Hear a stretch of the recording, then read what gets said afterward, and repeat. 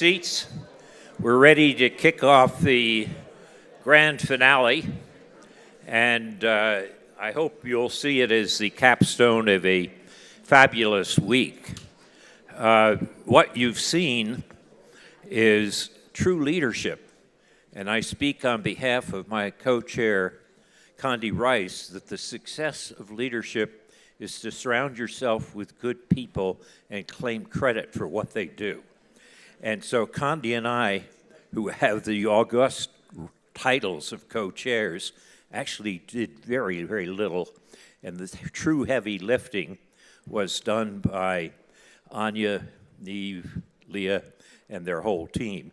So I'd like to just, on behalf of Condi, add my applause and your applause to what they've done.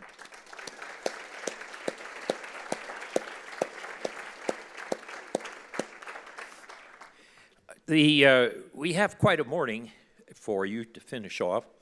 If you wanted to know anything about American foreign policy, you're going to start with the Secretary of State and end with the National Security Advisor. You can't get much better than that, except that we're also going to throw in 3 significant senators to have a view from the Hill. So American foreign policy is going to be well explored. We will then turn to Canada, where Chrystia Freeland will tell us how the world looks from north of our borders. After that, we will go true north to the Arctic and try to understand what's happening there with a panel. And then we're going to have a situation where is the Zelenskyy thing going to happen, Anya, or not? Anya, what do we know? Is Zelenskyy going to try to get through technologically, or? Yes. Well, with technological luck, we should have a chance to visit with President Zelenskyy. And then finally, we're going to deal with new technologies and their effect on weapons limits with a terrific panel on that. So it's a morning which, as I said, is a great capstone for a great week, and I hope you'll all enjoy it. So welcome back.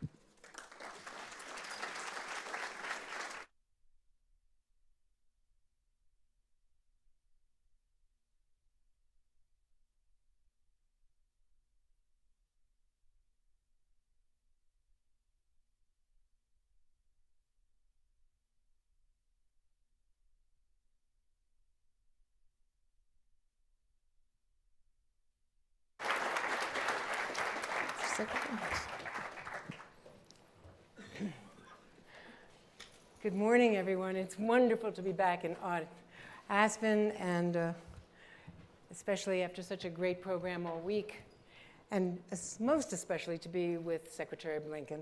Thank you. Antony Blinken, of course, you all know, but I think this is your first time here since becoming secretary. That is correct. So that is a wonderful treat for all of us, and it's not as though a lot has not been happening, and you have been traveling all over the world, around the world several times, and just in the last 2 weeks, and you're about to depart again. So we're glad we caught you in between. Let me ask you a couple of quick things about things that have been breaking most recently this week. We've all heard about Private Second Class Travis King in North Korea, and I want to know if there's anything new about where he's being held. Have there been any new communications between us or our allies who have better communications with Pyongyang about his conditions and how they're treating him? Andrea, first, it's wonderful to be with you as always. I think we've been together literally around the world, but it's particularly great to be back in Aspen at the Security Forum with the Aspen Strategy Group. I've spent many happy, informative hours here, so many friends and colleagues together today. So thank you for that. With regard to Private King, unfortunately, I don't have any further information to share. We are very concerned, of course, about his well-being. We'd like to know his whereabouts. We've communicated to North Korea seeking that information. I don't have anything more at this point. We all saw the tragedy of Otto Warmbier. Are there concerns that he might be tortured? There are certainly concerns based on what we've seen in the past and the way that North Korea has treated those it's detained. And North Korea has so rapidly increased their missile and nuclear program. When was the last time we had any communications with them as they violate multiple UN resolutions? Well, we have channels of communication. We've used them. And we made clear, going back to early in this administration, that we were prepared to have negotiations with North Korea on the nuclear program with no preconditions. We sent that message several times. Here's the response we got: one missile launch after another. Now, we've not stood still. The partnership, the alliance that we have with Japan and with South Korea has grown even stronger, even deeper. And we've taken further steps to make sure that we could defend ourselves, defend our allies and partners, deter any aggression coming from North Korea. So, in effect, the response that North Korea has elicited with these repeated provocations has only been to solidify the work that the United States, Korea, and Japan are doing together to make sure we can defend ourselves. There was a time not that long ago when China was actually helpful behind the scenes when an American crossed the Chinese border. Is there any hope now that China, with relations not that close, might be helpful on this? So this is a conversation I've had directly with my Chinese counterparts, particularly what China's role could and should be in helping bring North Korea to the table on its nuclear program, helping us advance a shared vision for denuclearization on the Korean Peninsula. And what I've shared with Chinese counterparts is this: we believe that you have unique influence, and we hope that you will use it to get better cooperation from North Korea. But if you can't, or if you won't, then we're going to have to continue to take steps that aren't directed at China, but that China probably won't like, because it goes to strengthening and shoring up not only our own defenses, but those of Korea and Japan, and a deepening of the work that all three of us are doing together. We've seen, I think, an extraordinary relationship develop over several administrations now on a trilateral basis among the United States, Japan, and Korea. That's only gotten stronger, and everything that North Korea does and China's inability to help us do something about it will continue to move things in that direction. Speaking of China, the Chinese hack. Now, China has hacked Nicholas Burns, our ambassador's unclassified emails, and our envoy to Asia's emails, as well as we previously learned the Commerce Secretary. And I am told reliably by former cyber officials and other experts that 90% of the government's business is done on the unclassified in the unclassified space. So they were able to learn in a novel way, which was very alarming, a lot about our business. Is there some indication that this was going on for quite some time because of how novel their approach was, that they could learn our strategy as you were approaching your important reestablishment of relations on your big trip to Beijing? So first, you're exactly right. I can't speak to the direct impact of any particular incident. I can say that the incident in question affected only our unclassified system. As soon as we actually at the State Department detected it. But that's a big deal. The unclassified system is huge. We now have an ongoing investigation that will determine the impact. As soon as we detected it, which goes back some time, we took immediate steps both to make sure that we were strengthening our protections and defenses. Of course, reported it immediately to Microsoft to make sure that they were doing everything possible. And as a general matter, I've had opportunities to speak directly to Chinese counterparts about the deep concern we would have over anything targeting the U.S. government, targeting U.S. companies, targeting U.S. citizens, and the fact that we'll take appropriate action if we need to in response. Are you concerned about our vulnerabilities here? This is a constant effort, as you know, as we all live in cyberspace. So much of our life is in cyberspace. Of course, it's a constant concern, and there is an ongoing effort, quite literally every single day, to make sure that all of our systems are as strong and protected as they can be. But isn't this a basic attack on our sovereignty? Where do you draw the line?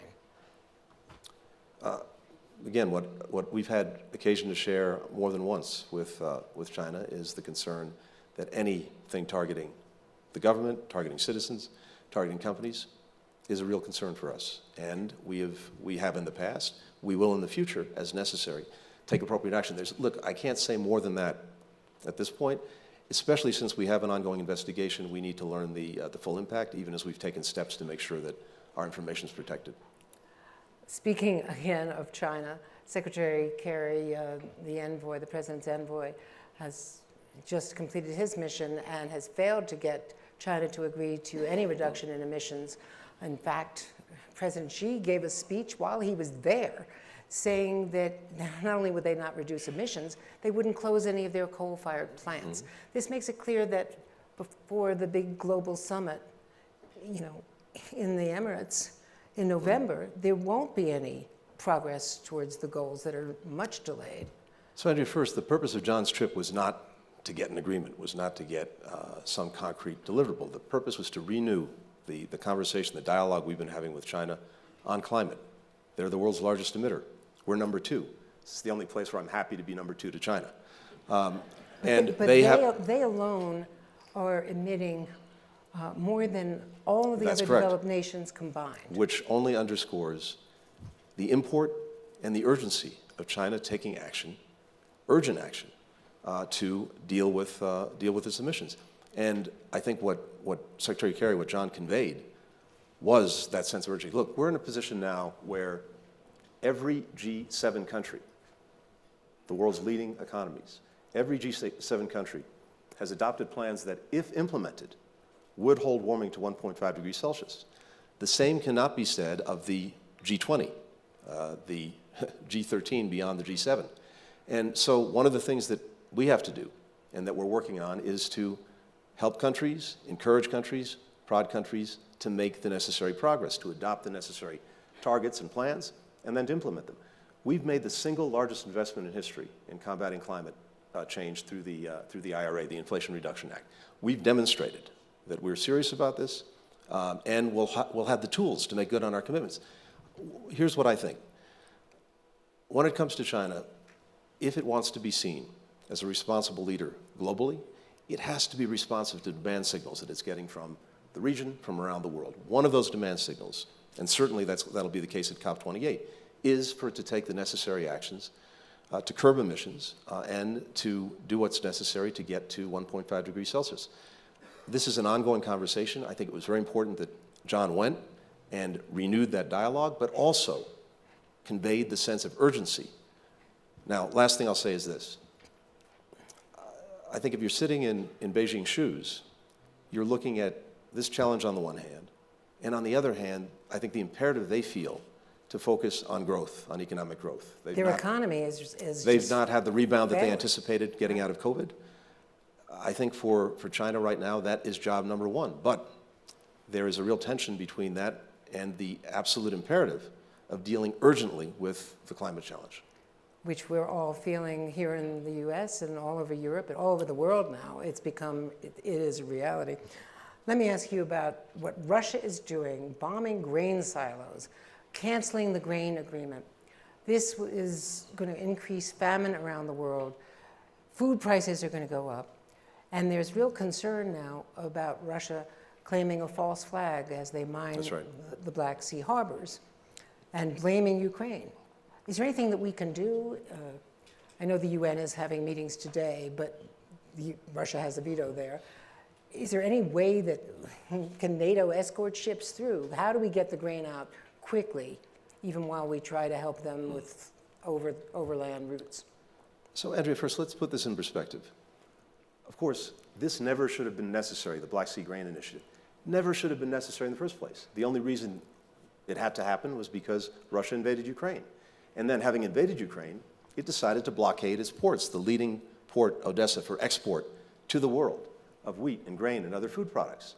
And so the United Nations, Turkey helped initiate this effort.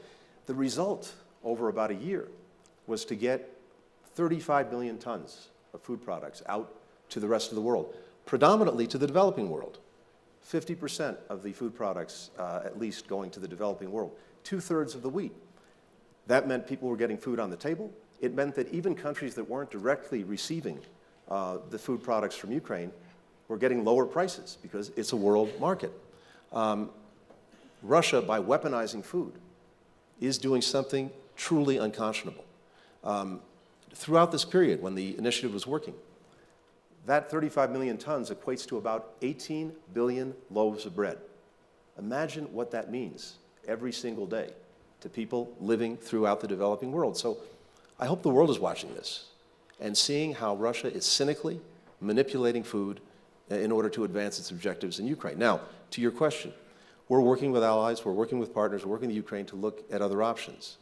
But I have to tell you, I don't think it's possible to make up the volumes lost by ending this initiative through other routes. So we're going to do our best, but this has put a deep chill on on shipping, on ensuring. And by the way, in the 4 days since they have ended their participation in this arrangement, what have they done, Russia? They bombed every single day the Odessa port. They've laid more mines. They've threatened shipping. In fact, they did an exercise just yesterday that they very deliberately publicized where they simulated an attack on a ship. What does that tell you about their intentions? What does that tell you about the lack of any basic decency when it comes to getting food where it needs to go? So now, there's no way that commercial shipping can proceed. I mean, I'm sure I think it's very, very difficult because for the shippers, for the insurers, given the threats, more than the threats, the action that Russia's taken over the last few days, it would be very hard to operate in that environment. That's why we are looking for alternatives, we are looking for options. I just don't think we can make up the volume. What about the false flag? Well, we've raised real concerns about that. I think you heard Bill Burns talk to that, John Kirby from the White House podium. Again, this is something that is part and parcel of the Russian playbook.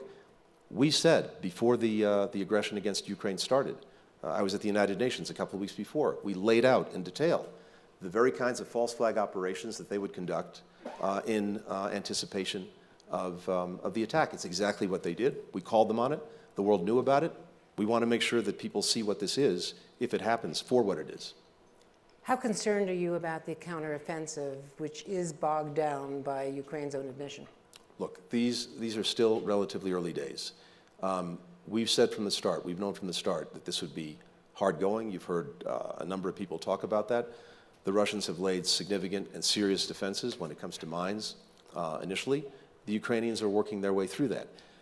I believe they have what they need to be very successful. And as they deploy and as they actually put into this effort all of the forces that have been trained in recent months, the equipment that we and some 50 countries have provided them, I think that will make a profound difference. But here's what makes the ultimate difference. The ultimate difference is, unlike the Russians, they're fighting for their land, they're fighting for their country, they're fighting for their future, they're fighting for their freedom. That is the single biggest difference maker that I think we've already seen as they've taken back more than 50% of the territory that Russia initially seized. That's the difference maker going forward, too. How weakened do you think Vladimir Putin is by the aborted rebellion?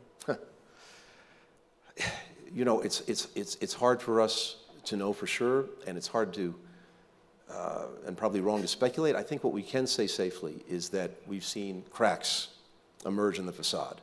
The fact that Prigozhin made a direct challenge to Putin's authority, the fact that he questioned publicly the very premises that Putin has advanced for the aggression against Ukraine, that's playing out and will continue to play out.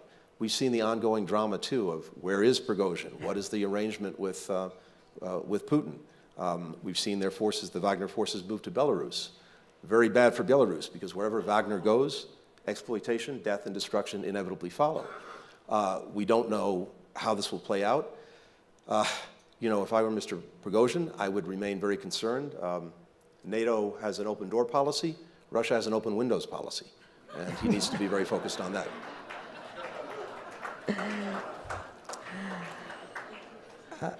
Let me ask you about Evan Gershkovich and Paul Whelan. Are there any signals from Moscow that they're open to a trade prior to the inevitable conviction on false charges and sentencing, which would be months and months to come? And Evan Grishkovich has been held already, and Paul Whelan has been there almost 5 years, or more than 5 years. So, Andrea, one of the things that we found, not just in dealing with Russia, but dealing with a number of other countries that have arbitrarily detained Americans, is that even when we have fundamental differences, fundamental disagreements, and almost by definition, the countries that engage in this practice are countries with which we have profound differences, we're still often able to work discreetly and separately on efforts to bring Americans home. Since President Biden's been in office, we brought 29 Americans who are being arbitrarily detained home from about 8 or 9 different countries, all countries with which we have very difficult relations.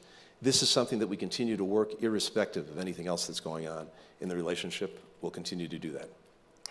Is it another country offering someone now that might be helpful in a trade? We are constantly looking on what it might take, what it might involve to get the result that we want. I can't go any further than that. But all I can tell you is this is something that we're doing day in, day out. Our determination is to bring people home. The House Foreign Affairs Committee Chair, Mike McCall, is calling for President Biden to appoint a special envoy for peace talks for Ukraine now. Are you open to that? If we saw any evidence that Russia was interested in having meaningful peace talks, we would be the first to jump on it. Well, maybe the second, because I suspect the Ukrainians would be first. No one wants this war over more quickly than the Ukrainians. They're on the receiving end of Russia's aggression every day. Unfortunately, I see zero evidence that Russia's interested. And the fundamental problem is this. President Putin believes, continues to believe, that he can outlast Ukraine and that he can outlast all of Ukraine's supporters. It's vitally important that we disabuse him of that notion. That goes to the support that so many of us are providing Ukraine right now, but it also goes to something very important that we did just a couple of weeks ago at the Vilnius summit and at the end of the summit. Countries came together, including G7 countries and a few others, to say that they were going to make a long-term commitment to Ukraine's security, help it build up over time its deterrent and defense capacity so that Russia couldn't repeat this exercise. That sends a very strong signal to Vladimir Putin that we're not going anywhere, Ukraine is not going anywhere, and it will have the means to defend itself. If there's a change in President Putin's mindset when it comes to this, maybe there'll be an opening. Right now, we don't see it. On Israel, President Biden has made a very public statement by inviting Tom Friedman into the Oval Office and basically saying that Prime Minister Netanyahu should not pass those Supreme Court changes while there's such deep divisions in his country that, I should point out, Air Force reservists are for the first time not even showing up for duty. That's something that's never happened before. And that he should think about the threat to Israeli democracy with so much of a divide. Why was it so important for President Biden to make such a public appeal to the Prime Minister? The President is saying publicly what he's shared privately on several occasions with different leaders in Israel. I've had the opportunity to do the same thing. And we come to this from a place where, of course, we have a unique relationship, a unique partnership with Israel spanning back decades. President Biden, more than anyone I know, is in his gut committed to Israel's security. And that will never change. But as such close partners and friends, we share the concerns that we have with Israel. And I think it's also born of our own experience as democracies. This is what joins us together fundamentally. As democracies, we know that when you're making or trying to make major changes that are going to have a big societal impact, the best way to do it is by trying to build consensus, by trying to build the most support possible, if you want those changes to be durable. So that's really what he's sharing. I think we've seen Israeli democracy in all of its vibrancy. It's telling a remarkable story right now.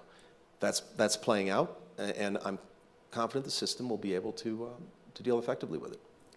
You know, when we first went to that first NATO meeting, and President Biden's message was, America is back. And now we see such divisions and so much partisanship, no longer the bipartisanship that I grew up with on foreign policy.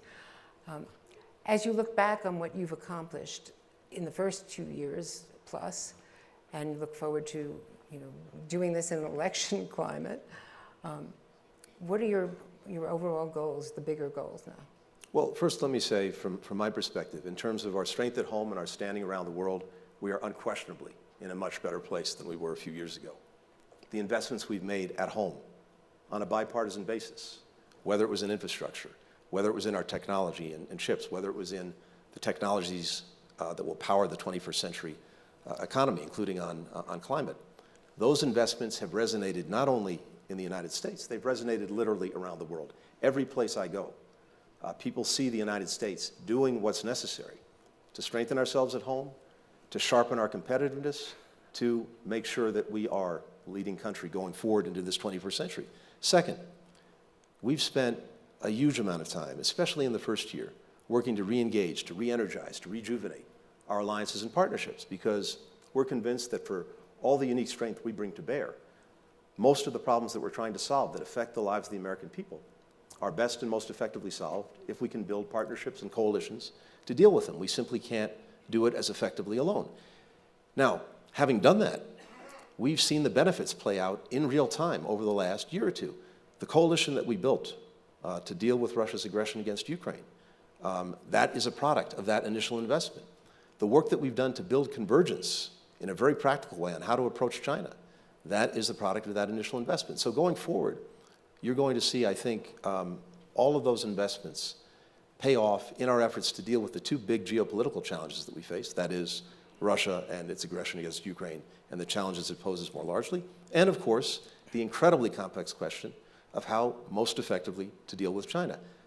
Putting that aside, there's a whole other subset of problems that are critical to our future and to the well-being of the American people. And that is a series of transnational, global issues that have a huge impact here at home. And in each and every one, we have either used existing alliances or partnerships that we've rejuvenated, or we've created new ones fit for purpose to tackle them. We started with COVID. We got 671 million vaccines to the rest of the world, 115 countries, free of charge, no political strings attached. And we built a group of countries to make sure that that plan was implemented effectively. We've done this with food security, building a global call to action, and we put significant resources into that and had the right countries coming together, not only to deal with the emergency situations, but also to help countries build their productive capacity. We've done that most recently on the #1 killer of Americans, age 18 to 49, synthetic opioids, fentanyl. And just think about that for 1 second. The #1 killer of Americans age 18 to 49 is fentanyl. So we've taken the responsibility, not just for the work we're doing at home to try to reduce demand, increase treatment, increase care, not just the work we're doing on our border to make sure that the drugs that are coming in, the synthetic opioids that are coming in, 95% of which are coming through legal ports of entry, and we have technology to help detect that. Not only in the work that we're doing bilaterally with Mexico on enforcement, on taking down the criminal enterprises, we've now globalized this. We put together, the State Department put together with other agencies in the government, a global coalition to deal with synthetic opioids. We had our first meeting about 2 weeks ago. Almost 100 countries joined in this effort, and international organizations, to make sure that we're cooperating, coordinating, acting together around the world, particularly to prevent the diversion of illicit precursors, or in this case, in many cases, actually licit precursors, that is, legal chemicals that are diverted into the illicit production of synthetic opioids, to make sure that that doesn't happen, to share best practices. These are just a few examples of where, in different ways, we're creating new coalitions, new partnerships, to actually tackle the problems that are having a real impact on the lives of our people. What I hear from foreign leaders, though, is their concern going into the election that this could be a detour of multilateralism, and that there could be a real return to isolationism, depending on who gets elected. Well, first, happily in this job, I don't do politics. But look, here's what I can say. Do I hear that concern? Sure. All that those of us who are engaged now in this moment in this work can do and say is, look, we have to do the best we can possibly do in the moment that we have. And if we do that, if we demonstrate that we can achieve results, that we can make life better for our fellow citizens, then the likelihood goes up that they will want to sustain that approach. They'll want to sustain those policies. That's the best that I can do in trying to make sure that the work we're doing continues. I wanted to also ask you about the artificial intelligence meeting that there's an agreement today at the White House with the private sector, 7 big companies, on standards. How are you doing on your goal internationally with other governments on achieving some standards, especially going into elections in a number of countries, not only ours, where misinformation can become a major factor? Just look at what happened in 2016 without AI. So this is an urgent goal for us right now. The first thing we wanted to do is to try to get our own house in order. We have a special responsibility because the companies that are leading the way on AI, particularly on generative AI, are American companies, American hardware. And the work that we've done and the work that the White House has done in particular on getting the foundation platforms to agree on a voluntary basis, to some guidelines for how this technology will be developed, particularly trying to take steps to ensure that it's safe, that it's secure, and that it builds trust with users. We are now taking that and, in effect, going global.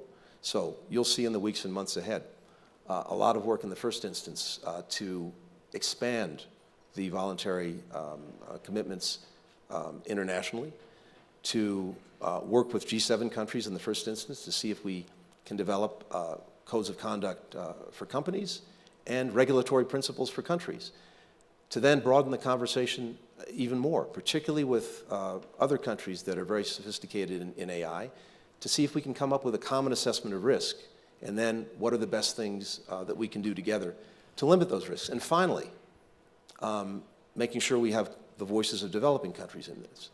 And finally, and this is also a product of what the White House has done with the foundation platforms, we want to make sure that AI maximizes its potential for the extraordinary good that it can do around the world. This is going to be the foundational technology for virtually every kind of progress we want to see, whether it's dealing with disease, whether it's dealing with climate, whether it's expanding opportunities and access to education.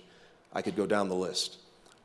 The more it's channeled for good, the more we're able to mitigate and control it for the negative consequences it can have, the better off we'll be. The United States will be leading that effort around the world. You'll see that play out in the weeks and months ahead. Do you have anything on the calendar right now in terms of an international meeting? Stay tuned. Stay tuned. You heard it here. In fact, we do. You know, we have actually G7 meetings coming up. The UK is doing an important conference in the fall on AI safety. I suspect you'll see work done around the UN General Assembly as well. Now, I have personal experience. I believe we were in Romania the last time we saw what you would call football, what we would call soccer, when it was the US versus Iran. And I've never seen such single focus as we watched that match. I mean, yeah, I remember that yes, well. So I think I aged 10 years in that. Yeah. You're now headed to Wellington, New Zealand. You're going to watch the women play against the Netherlands to see whether they can three-peat, and it's Megan Rapinoe's last hurrah. There's a lot at stake. You have a young daughter, and Megan Rapinoe and our women have done so much for equal pay as well as bringing home, such glory to America. So talk to me about women's soccer and your hopes as you head to New Zealand, Australia, on this next big trip next week. So first, let me be very clear. We have a vitally important strategic dialogue with New Zealand that's taking place next week. Coincidentally, the World Cup. But you just happen to be in Wellington, New Zealand. If I'm able to scalp a ticket, maybe we'll get there. Yeah.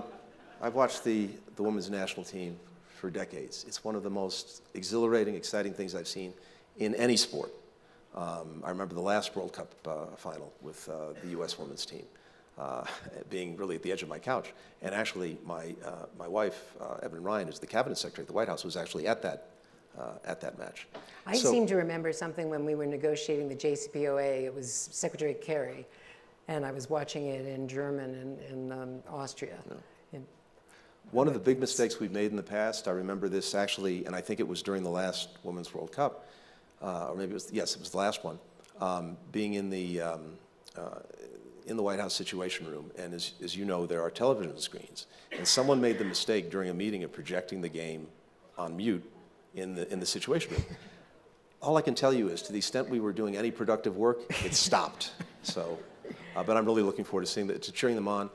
We then actually go on to Australia from there, and this is also, I think, very significant because of the partnership, relationship that we've been building in remarkable new ways with Australia. With Lloyd Austin, the Secretary of Defense, will be there for work with our, we call it Aspen, ministerial meetings between the foreign ministers and defense secretaries to further the partnership and the alliance with Australia. And we'll be stopping in Tonga. We've been spending a little bit of time in the Pacific Islands. We'll be doing more of that. We'll be opening a new embassy there. And all of this has a lot to do with China, of course. Well, it also has a lot to do with the relationships we're trying to build with these countries that have, in the past, been a little bit neglected. And it has a lot to do with soccer. Just a little bit. How would you rate the women's team? It's hard. Look, I think that the challenge they face is they go in as favorites. There's always that additional pressure. But there's, I think, no better team in terms of its combination of experience and new talent at the same time. I think they blended together a remarkable cast of players. I have a lot of confidence in them. Now, in addition to football, in your misspent youth, you spent so much time as a musician. I've heard you play. I'm sorry for that. Yeah. And on a somewhat sad but incredibly memorable note, we've lost a great Italian-American musician today. Someone I heard live here in Aspen many years ago, Tony Bennett. So I want to ask you your thoughts about the extraordinary career of Tony Bennett. Well, that's just it, Andrea. What an incredible career that spanned decades and that rejuvenated in many ways in the last couple of decades of his life with these incredible collaborations with new artists. Lady Gaga, obviously, comes to mind. There's no greater champion of the American songbook. If it's Gershwin, if it's Cole Porter, if it's Rodgers and Hammerstein, that's Tony Bennett. And the wonderful thing about what he did is connected people so powerfully through what I think is the greatest connector, music, and something that will endure. Those recordings are forever. He certainly was timeless. Well, with that, we have some great American young leaders here, as well as others in the audience. I want to leave time for questions. And in the front row, yes, ma'am, please. We have a microphone coming with our friends from Aspen. Thank you so much. Good morning. Thank you so much for being here. My name is Shannon Payne. I'm a public diplomacy practitioner. I work on the International Visitor Leadership Program in Denver, Colorado. And I have a question about the Foreign Service Officer exam and the staffing of the Foreign Service. I know that there were, adjustments made to the exam process over the last couple of years to try to make the Foreign Service more diverse and representative of the United States. Are we seeing results in increased equity and diversity in the Foreign Service at this time? Do we still need a little bit more time to see the results of those changes? Thank you, and thank you for your own work and for your own engagement. Look, just to quickly put this in perspective before coming to the specific of the question,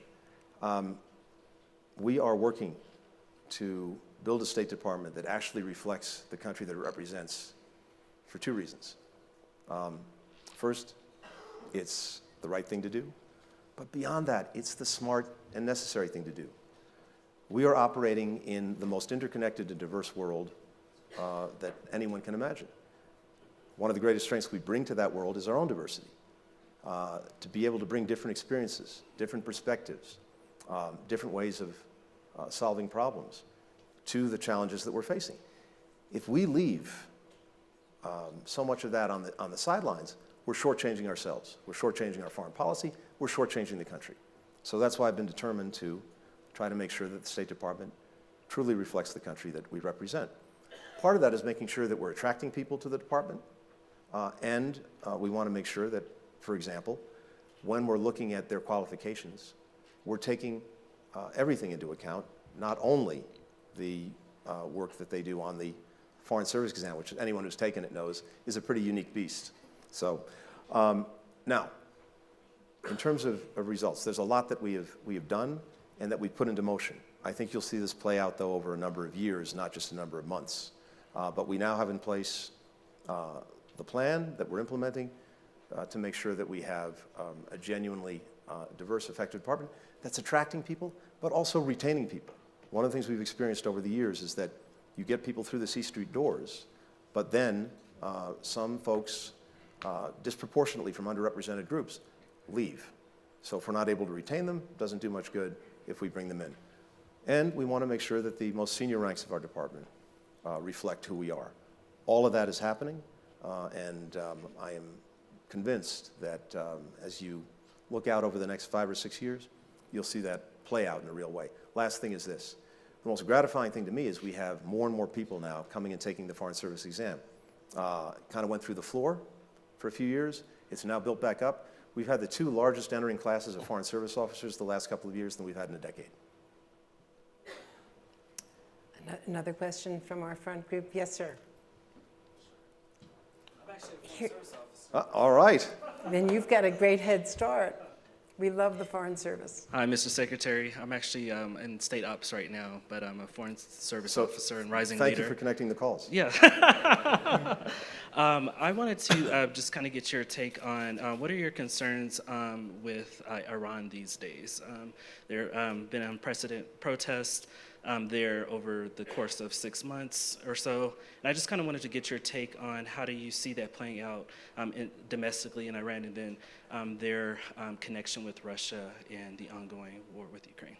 And if I could add on, should the U.S.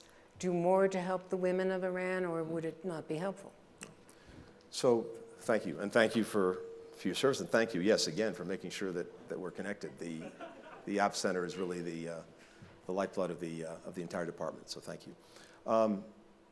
We have a lot of concerns about Iran. We have the concern that after having put its nuclear program in a box with the JCPOA, with that agreement no longer in force, Iran has speeded ahead with the production of fissile material for a nuclear weapon. Everything the agreement effectively did to stop that has now been lost, and the efforts that we were making to make sure that the breakout time that they would have if they made a decision to produce a nuclear weapon in terms of having the fissile material for such a weapon, having pushed that past a year, it's now down to a matter of weeks.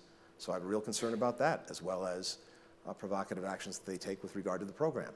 I have a lot of concerns about the actions they're taking throughout the region to support various groups that are engaged in profoundly destabilizing activities. And, of course, we were talking about Ukraine a while ago. This is now, unfortunately, a global enterprise. The drones that Iran has provided to Russia for use in Ukraine are having a real and terrible impact. And it's a two-way street. We're now seeing Russia provide Iran with equipment and technology that it can use for the actions that it's taken in the region. So these are deep concerns. And then finally, at home, of course, we've seen the extraordinary protests led by women, led by girls, standing up for basic rights. And we've seen the means that the Iranian regime has taken to repress them. We have done a lot of work to try to help people who wanted their voices heard, not only in the sanctions, not only in the spotlighting, but also in work that we've done to provide technology to people in Iran to make sure that they could, to the best of their ability and our ability, stay connected with each other and stay connected with the world. So this is something that's an ongoing concern, but not only our concern, the concern of many other countries around the world. One of the benefits of working to see if we could get back into the nuclear agreement, the JCPOA, is that we're now back in alignment with our European partners, with the UK, with Germany and France, where there's been a real division over this. And we're working very closely together to deal with some of the excesses committed by the regime. One final point on this. The other way they've unfortunately gone global is to try to take repressive actions against people halfway around the world who are saying and doing things that they don't like, including in the United States. We are pushing back resolutely against all of that. Steve, we've got time for just a couple more, and then Jane.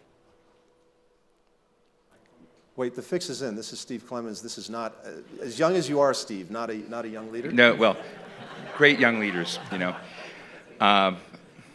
Tony, thank you so much. Look, I'm interested in the high-level U.S. Visits to China and whether China has done anything in response to these visits to justify those coming. Has Kissinger told you how his trip went, and do you know where Qin Gang is and what's happened to him? Yeah, has Henry debriefed you? So, first, Henry is truly extraordinary. One of the benefits of this job is that I get to speak to him every few months on a whole variety of things. And every single conversation, I learn something, get some new insight. And of course, we spoke at length before he made his trip to China, and I'm looking forward to speaking to him probably next week to get a debrief. And we've been in regular communication. Look, from our perspective, it's very simple. It was important to us to put some stability back into this relationship, to put a floor under it, to make sure that the competition that we're clearly in doesn't veer into conflict, which would not be in our interest, not be in anyone's interest. And that starts with engagement. It starts with talking. It starts with having a sustained conversation to make sure that, at the very least, you're understanding each other, you're clear about intent, and that misunderstandings, misperceptions don't escalate into something that no one wants. And we've been able to do that. There's also a demand signal that is clear and powerful around the world. And the demand signal on both China and the United States is that we will each work to responsibly manage the relationship, because it has an impact not just on our two countries, but literally on the entire world. We've heard that loudly and clearly, and we're acting on it. I think China is now trying to demonstrate that it's doing the same thing. So we've had detailed, intense conversations. When I was in China, I think 12 or 13 hours of conversations with Qin Gang, with Wang Yi, with President Xi, of course, Secretary Yellen, John Kerry. I anticipate other cabinet members will be going, and Chinese counterparts will be coming to the United States. I think these contacts, these communications are essential, and in fact, it would be irresponsible not to pursue them. If we're actually trying to make progress, not only in preventing competition from veering into conflict, but also seeking if, in some areas where we have a mutual interest, we can find ways to cooperate, and we don't try to do it, that's on us. I mentioned fentanyl before. It would be important to see if China won't cooperate with us and other countries, actually play a leadership role in dealing with fentanyl, because the chemical precursors that right now are going into the illicit manufacture of fentanyl in Mexico wind up in the United States. We want to work cooperatively with them. We'd like to actually have a partnership with China and many other countries in dealing with this. If we're not engaged with them, that's not going to happen. We have some detainees in China. How are we going to actually get them out if we're not talking? There are areas of potential cooperation and collaboration. John Kerry pursuing climate, global health. I could go down the list. So both in terms of making sure that we are responsibly managing the relationship and dealing directly and clearly with our differences, and also looking to see if there aren't areas where we can cooperate. If we weren't engaged, we would be rightly, I think, tagged with being irresponsible. So we are. I have no illusions about where that goes. This is, in many ways, the challenge of our time. It's the most consequential and probably most complicated relationship that we have. As to the whereabouts of any senior officials, I leave that to my Chinese counterparts. And I know we're out of time, but Jane Harman, a quick question and answer, because I promised I would call on Jane. And this will be 30 seconds, Anya, I promise. Congressman. Comment on China, which is that this whole audience loves Nick Burns, and hope you'll send our greetings to him. Hope he's safe and productive there. Question about whether we've approached Turkey to help with the Ukraine grain embargo problem. They border on the Black Sea. Erdogan was just in Vilnius trying to be a good citizen, or maybe he was, by letting Sweden into NATO. And if he wants to be in the EU, which is another part of his agenda, shouldn't he be very helpful to us here? First, Jane, I'm in violent agreement with you about Nick Burns, one of the great diplomats of our time, and obviously someone very well known to Aspen. having helped lead the strategy group for so many years. Second, with regard to Turkey, Turkey was instrumental in getting the initiative off the ground in the first place, working closely with Secretary General Guterres. They did a terrific job in getting this off the ground. They've done a good job in keeping it going at various periods when the Russians were pulling back. And President Erdogan has said, I think just yesterday, that he is engaged with President Putin to see if he can bring them back to the agreement. So we look to Turkey to play the role that it's already played, a leadership role in getting this back on track, making sure that people around the world can get the food they need at reasonable prices. We are out of time, but I can't think of time better spent than with Secretary Blinken. My greatest thanks to Aspen for letting me do this today, and to Secretary Blinken for being with us. Thank you. Thank you. Thank you. Thanks, Andy.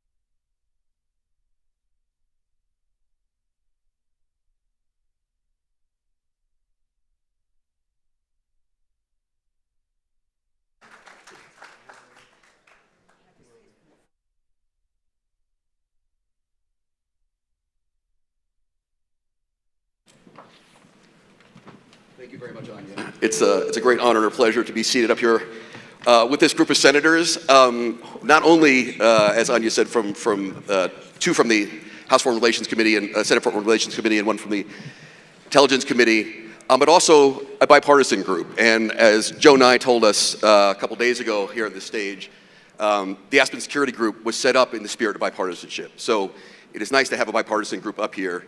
But I did bring my pen, just in case. And the pen is mightier than the sword. So Senator Coons, you warned me that you wouldn't try to scare anyone on stage. So if any fisticuffs breaks out, I am armed. Senator Risch, let me start with you. You are, as Anya said, the ranking member of the Senate Foreign Relations Committee, a job that a certain former Delaware senator, who is now on the other end of Pennsylvania Avenue, so used to have, and so perhaps a launching pad. But I want to start with you and talk about something that was discussed with Secretary Blinken, which is the counteroffensive. And by way of context, I just want to say that Senator Risch was, in many ways, one of the most outspoken senators in advocating for not only arming the Ukrainians, but for some of the weapons now that are produced, I would say, not only having effects, but have produced some controversy, shall we say. You were a very strong advocate months ago on cluster munitions, on ATACMS. By way of context, I want to put that out there, but also then get to what Andrea asked the Secretary, which is there does seem to be a growing voice in Washington, and obviously Secretary Blinken did not share in that, concern about, shall we say, up-tempo, that the Ukrainians just aren't getting at it just yet. The counter-argument, which we've heard both here at the forum and I suspect from President Zelenskyy later today, is we still don't have all the weapons we need. Let me throw you in the middle of that debate. Do you think that the op-tempo is not sufficient? Do you think they are not being armed properly with the weapons they have? And how would you couch that? Well, first let me say, every time I see the gentleman on the other end of Pennsylvania Avenue, I always congratulate him for having been the second best chairman of the Foreign Relations Committee ever had, and which he's very generous about, I might add. Look, first of all, I'm glad to be here. It's good to be here on a bipartisan basis. You'll be able to see the great animosity that we have in the United States Senate amongst the parties and how we don't get along and fight a lot. So that will be on clear display here, I think, when we're done. But look, on foreign relations, I'm also the most senior Republican on the Intelligence Committee, having spent the 15 years I've been there on Intel. And those two committees are probably the least of the partisan things that I do, although I'm also unfortunately, on the Ethics Committee, which is also a pretty nonpartisan sort of thing.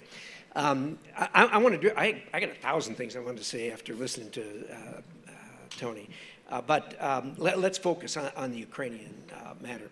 Look, most Americans don't understand this, and I have issues in my own state where people say, "What this? You know, Ukraine? I can't even find Ukraine in a map. I don't know why is this? Why is this our fight?"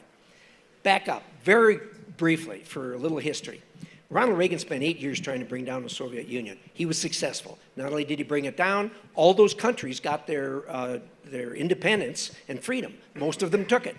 But when it came apart, 4 countries came out of the Soviet Union nuclear armed. One, of course, was Russia, one was Belarus, one was Kazakhstan, and the 4th one was Ukraine. At that moment, Ukraine was the 3rd largest nuclear power on the planet. It's a policy of the United States then. It's a policy of the United States now. It's always been the policy. It's a great policy that as few countries as possible have nuclear weapons. So what did we do about it? We sat down with the Ukrainians on December the 5th, 1994 in Budapest. And we said, look, Ukrainians, you guys shouldn't have nuclear weapons. Why don't you give up your nuclear weapons? And we can't do that. We're right on the border of Russia. We're in a bad neighborhood. We got all this stuff going on. We said, listen, don't worry. We'll defend you. And we put it in writing. And you know what the Ukrainians did? They gave up their nuclear weapons. And so here we are today.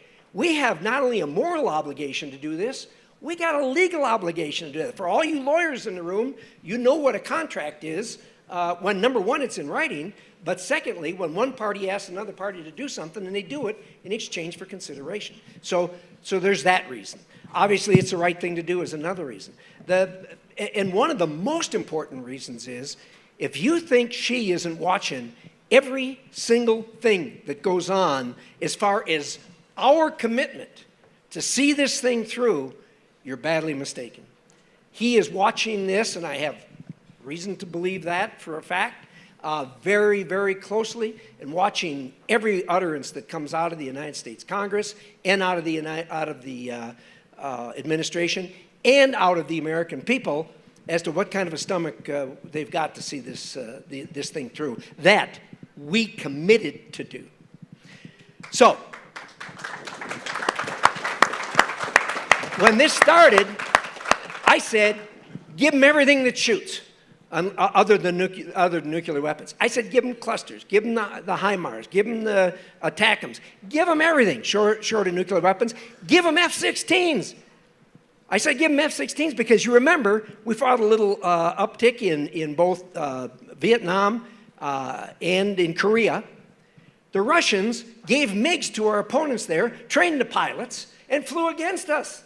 It's time to return the favor, for crying out loud. I'm tired of hearing about escalation.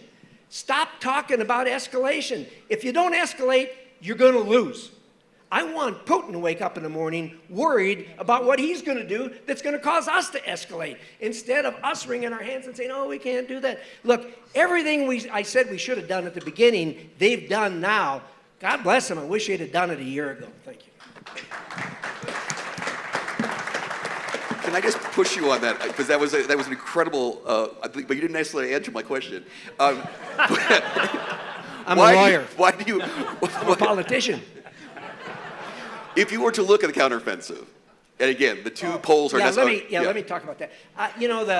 There's a lot of people that you're getting this mostly from people who aren't really supporting this thing anyway. But look, if you watch what they're doing this carefully. This isn't a thing that happened like with the Russians when they marched on Kyiv. I mean, they bogged down. They really, truly bogged down. That's not what's happening with the Ukrainians. They're testing here, they're testing there. They don't have the manpower that Russia has to be able to throw it all at one place at one time. Look, this is Zelensky's war. He's got really, really good people running that war. We ought not be looking over his shoulder, particularly if we're not trained in battlefield techniques. Thank you. Senator Cornyn, can I ask you to address something that Senator Risch pointed out? Because I've heard you also say this. That you go back to Texas, you talk to your constituents, and they say the same thing. I can't find Ukraine on a map. What are we doing over there? And you're forced to make the argument. Now, we had Phil Zelenskyy on this stage 2 days ago, maybe it was yesterday, the days began to run together, who warned, I think the phrase he used was winter of discontent. It is possible that the counteroffensive does not go as well as we had hoped. It is possible, we saw even this morning, grain is being bombed in Odessa. There could be hungry people in Ukraine. They're clearly targeting the electricity grid. We could be in for a tough winter. Are you concerned, to get to Senator Risch's point, that the American people may begin to question even more, why are we doing this? This is going badly, and you have a harder job with your constituents making that case. Well, this always happens in military conflicts as it goes on longer and longer than public opinion turns and people become fatigued. They say, well, we have other priorities in the United States. Why can't we spend that money elsewhere? But I thought Jim made an eloquent jury argument for why this is in America's best interest. And my constituents get it. They may not be able to pick out Ukraine on the map. I remember the old Alan Jackson song after 9/11. I don't know the difference between Iraq and Iran. But it's our job, and it's the president's job, to explain to our constituents why this is in America's best interest. And that's what I try to do, what we all try to do. Let me push you a bit on this, because you have been, almost uniquely, I have to say, a Republican senator who has stood up when occasionally members of your own party, even presidential candidates, have questioned our strategy in backing the Ukrainians. When Governor DeSantis came out, you were one of the first people to speak out. Even when President Trump, you've spoken out. I think to quote you, I think you said something along the lines of, I'm looking for a Reagan Republican to be president of the United States. Are you at all concerned that the Republican presidential candidates, and even, let's be honest, members of the House Republican caucus, are undermining the attempt you're making to make that case to the American people? Well, I'm proud to be a part of the coalition of the rational.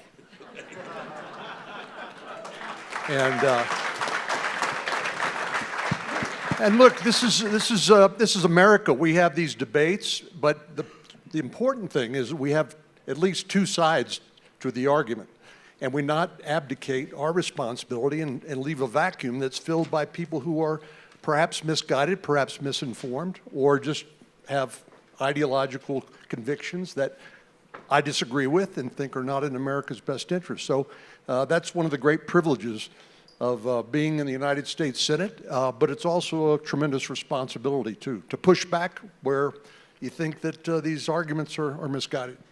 Senator Coons, same topic. I mean, you are in many ways an old friend of President Biden. You talk to him with some regularity.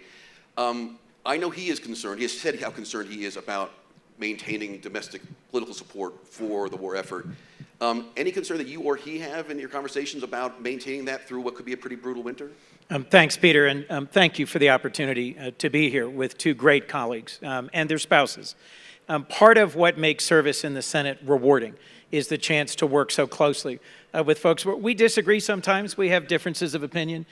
Jim endures me on the Ethics Committee, but we also serve well together on foreign relations. We serve on Judiciary and are co-chairs of the Law Enforcement Caucus. We have a wide range of bills we've introduced together. We've traveled together.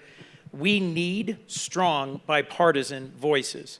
One of the facts I'm trying to get out to the American people and to my constituents after a recent bipartisan trip to meet with EU and NATO leaders is all the rest of NATO has delivered a little more than $72 billion in direct support to Ukraine, military and economic. We've delivered about $77 billion in support. This is a few weeks old now.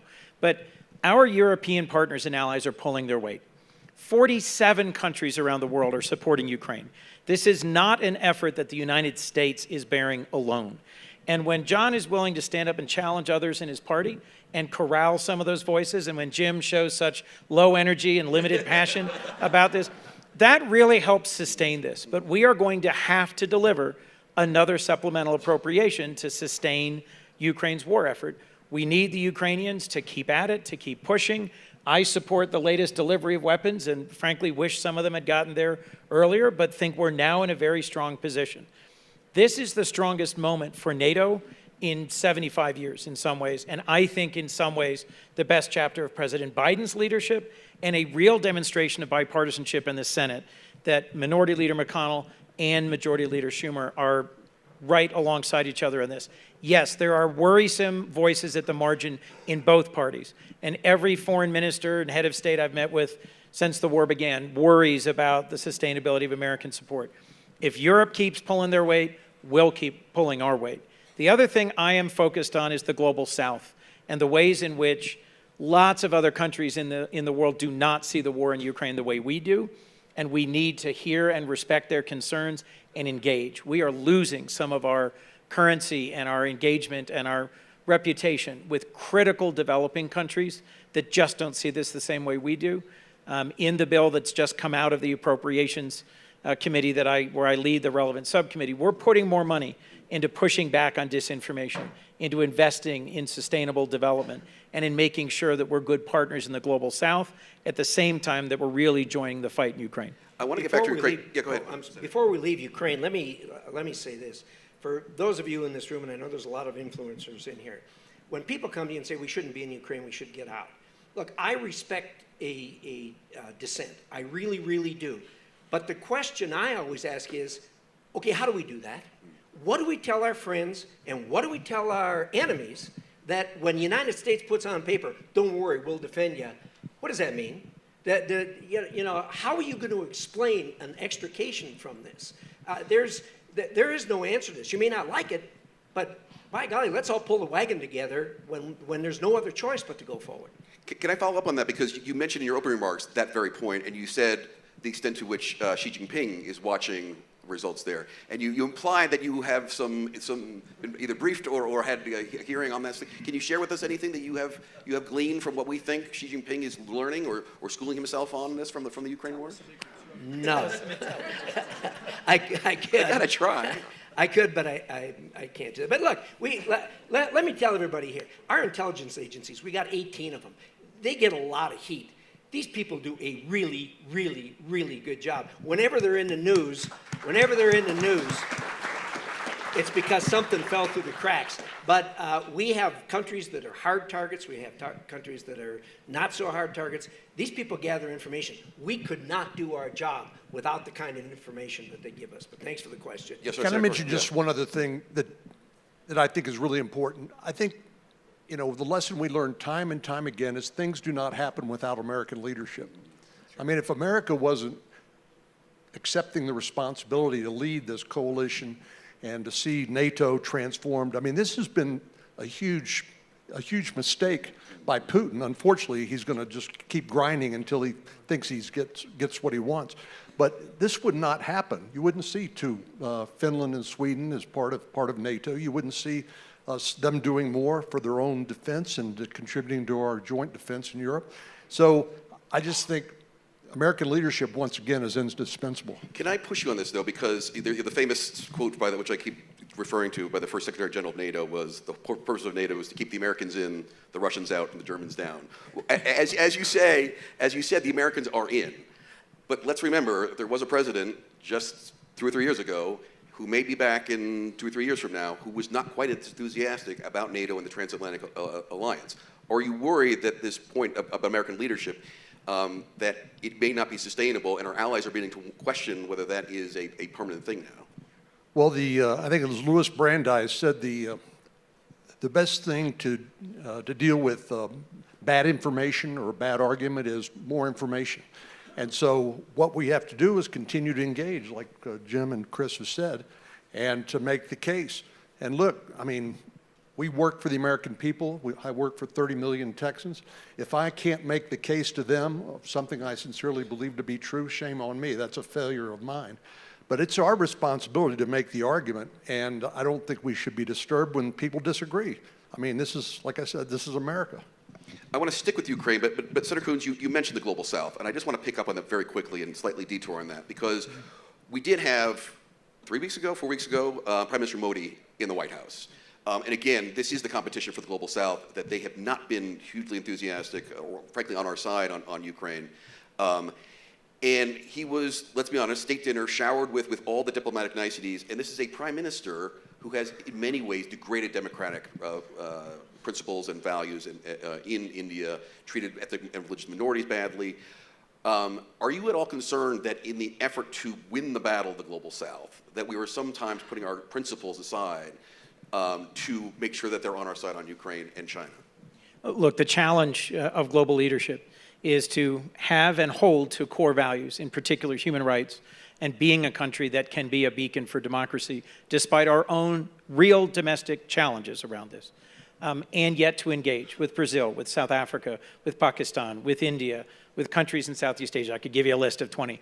And recognize their warts and their challenges and their leaders' challenges, and privately criticize and challenge each other. But frankly, we're also in a period of some needed humility. The president of Kenya reached out to me not long after January 6th to say, for the next American election, we'd be happy to offer you election observers if that would help avoid election-related violence. And, you know, I simply had to say, thank you, I appreciate the offer. The number of conversations I had with leaders of other countries after January 6th, where they sort of looked at us and said, it's not so easy, is it? A little bit of humility in our conduct on the world stage is called for, but also a little bit of recommitment. Democracy is hard. Hearing each other, respecting each other, better educating our young people on civil society and on civics, and finding a path forward that reinvigorates our democracy is the best response to that, not simply pounding on other countries, and providing in development an open hand and a credible alternative. That same former now president of Kenya, we had a vigorous argument about why he was taking Chinese money to build a railway instead of letting American or other European bidders, and there really wasn't a comparable offer on the table. So if we don't show up and contest the narrative of Russia and China, if we don't show up and provide a real partner in combating climate change, in growing sustainable crops, in helping with energy, and helping with urbanization, we can't be surprised that we're not heard. Let me follow up on this just a little bit. This may be one of these theological arguments that's not even worth pursuing, but I'll do it anyway. This is both Secretary Blinken and President Biden himself on the campaign trail. Secretary Blinken writing in, I think, Foreign Affairs magazine, President Biden talking about on the campaign trail, talked about putting human rights and democratic values back at the center of American foreign policy. And there's long been in the Democratic Party a debate on values versus interests. And I think it's fair to say that under the Obama administration, it swung towards interests. There was really not a huge amount of democratic values and democracy at the center. President Biden has promised to do that. And yet, the India example, Saudi, because of oil issues, we had to really engage with them. Where would you fall on that spectrum? Or am I making a false dichotomy here, that it's always a bit of values and a bit of interest, and that I'm oversimplifying? I'm the co-chair of the Human Rights Caucus with Senator Tom Tillis. We regularly hold events to highlight the critical human rights challenges that communities and countries around the world face. We have to continue to strike a balance between our critical national interests and human rights. I don't think that we can have a successful security policy and foreign policy that says human rights is the only thing we care about, and we're going to pursue that even at the harm of our own people and our own national security. We have to make complex and difficult arrangements around the world in order to protect the American people and in order to have a leading voice in the world. Fair enough. Senator Risch, I want to get back to you, get back onto Ukraine, and it's one of the policies that you've been advocating recently, which is using seized Russian assets as a way to rebuild Ukraine. And let me be a little bit of a contrarian on this one, because there is a history in the last century of forcing a defeated nation to use reparations to pay for the victor's rebuilding, and that was Germany in 1919. That didn't turn out so well. Regardless of how this war is proceeding now, it will end at some point, and Vladimir Putin will leave, and at some point we're going to have to welcome Russia back in the family of nations. Does seizing their assets and forcing them to use those assets to rebuild, doesn't that set up a 1919 situation potentially? Yeah, that I would not put it anywhere close to the terms that you just laid out. Look, this war is over as far as who's lost. Russia has lost. Ukrainians haven't won, but Russia has lost. Their objective was to occupy that country. They are never going to occupy that country. They'll fight them with sticks and stones in the streets, which Putin has now figured out and which the rest of the world has figured out. So that's over. The question is how does the shooting stop? And I can't make a prediction of what happens there, except history tells us wars end when one or both sides get exhausted and sit down at the table and resolve. Let me tell you something. Neither side is close to that point here. Zelenskyy will tell you he's not going to give up a square inch, and after all, that's his judgment to make, not ours. It's their country. So they've got to take that as far as they're going to take it. But I can tell you, when this thing is over, this is a unique situation. It isn't like other wars that have happened. There is not going to be a reconciliation commission sit down. With what the Russians have done in that country, with the rape, with the kidnappings, with the torture, this is not going to go away. What we really need is an international court to do real justice for the people that pulled the trigger here. Now, it's going to take a lot of money to rebuild Ukraine. As a side note, the Chinese are licking their chops because they think that the cash that's there, they're going to get their hands on because they can outbid anybody. But we're not going to let that happen. Anyway, there's going to be cash flow in there. Look, Russia's got to pay the price for this. It's easy to say, oh, this is Putin's war, blah, blah. And I have no doubt that when Putin's gone, Russia's going to say, oh, yeah, this was his war. It was a terrible mistake. We had nothing to do with this. The Ukrainians are not going to buy that. They believe this is the Russian people's war. And so they're going to insist that the Russian people pay the price for this. Now, they can't do the whole thing, but this is going to be different than, I think, than other instances. Senator Coons, do you want to jump in there? One of the more inspiring things I saw a bipartisan group of senators get done near the end of last calendar year, travel to The Hague, meet with the International Criminal Court, write, introduce, and get passed and signed into law, a change in our law to allow for us to support the ICC in investigations, in protecting witnesses, in actually engaging in delivering some accountability for the conduct of Russia and Russia's leaders in this conflict. I'm probably losing this argument here, but I'm going to make it anyway. I'm trying to think of a couple of examples, and the two that come to my head, out of my head right now are the Dayton Peace Accords and the Good Friday Agreement. Both were peace agreements where we had to sit down with people we detested. Slobodan Milosevic, and for the Brits, it was Sinn Féin and IRA. Wars end because you have to have peace with people you detest sometimes. Russia is not going to disappear. It will always be at the periphery of Europe. And some would argue part of the problem that we went through in '89 is we weren't very serious about trying to integrate Russia into a new European security architecture. Again, it's a very unpopular argument, I guess, to make in this crowd, but I would just say, does anyone have a thought about a way that we can reintegrate Russia in a post-Putin environment without punishing them in a way, Senator, frankly, that you have argued for? I think what you're arguing for is a bit of a punishment there that may not allow us to do a Dayton Peace Accords or Good Friday. Or am I just barking up the wrong tree on this one? Yes, you're barking up the wrong tree. Fair enough. Can I just make an observation? This is ugly. I mean, this is not like these other things. So I don't think the examples that you've given are comparable to this. This is bad. I mean, this is really bad. And to integrate, when this is over, it's going to be generations before the world, the free world, trusts Russia again. Look, when the Iron Curtain came down, we all made a huge mistake. We thought, Russia's now going to take its place on the stage. They poison people once in a while, and they interfere in elections. That happens, But we can do business with them. We can't do business with them. The Europeans will blush, but tell you that just like everybody else, they made a horrible mistake. They tied into all their energy.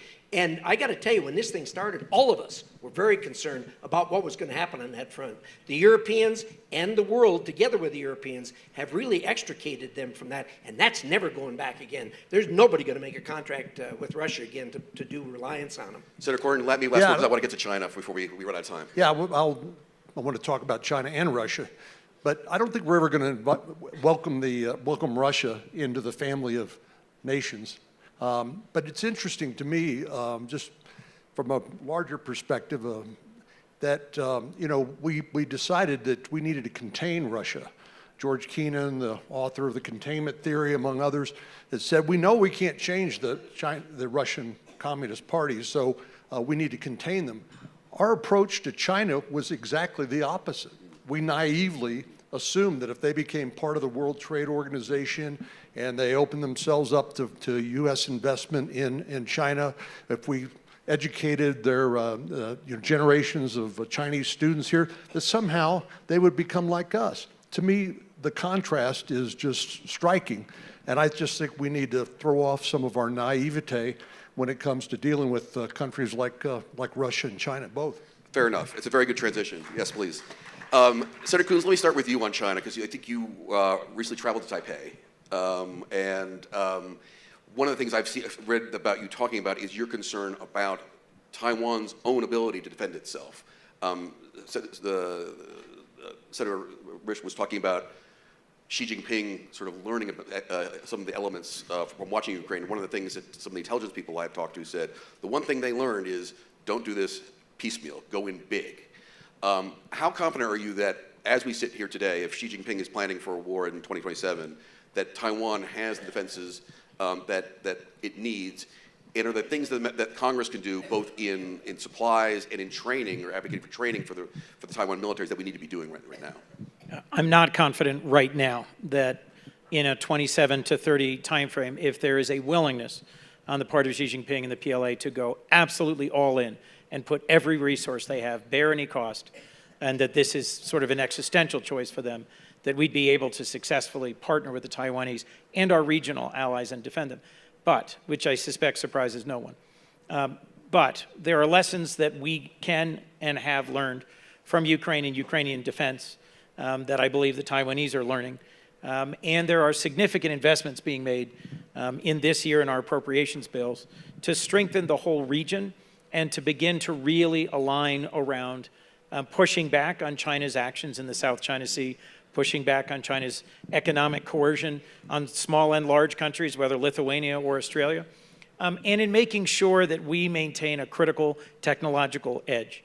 Everything about Chinese doctrine, history, approach says they would far rather win that war without firing a single shot. And they have a number of good means by which they could accomplish that. We need to pay even more attention than we have been.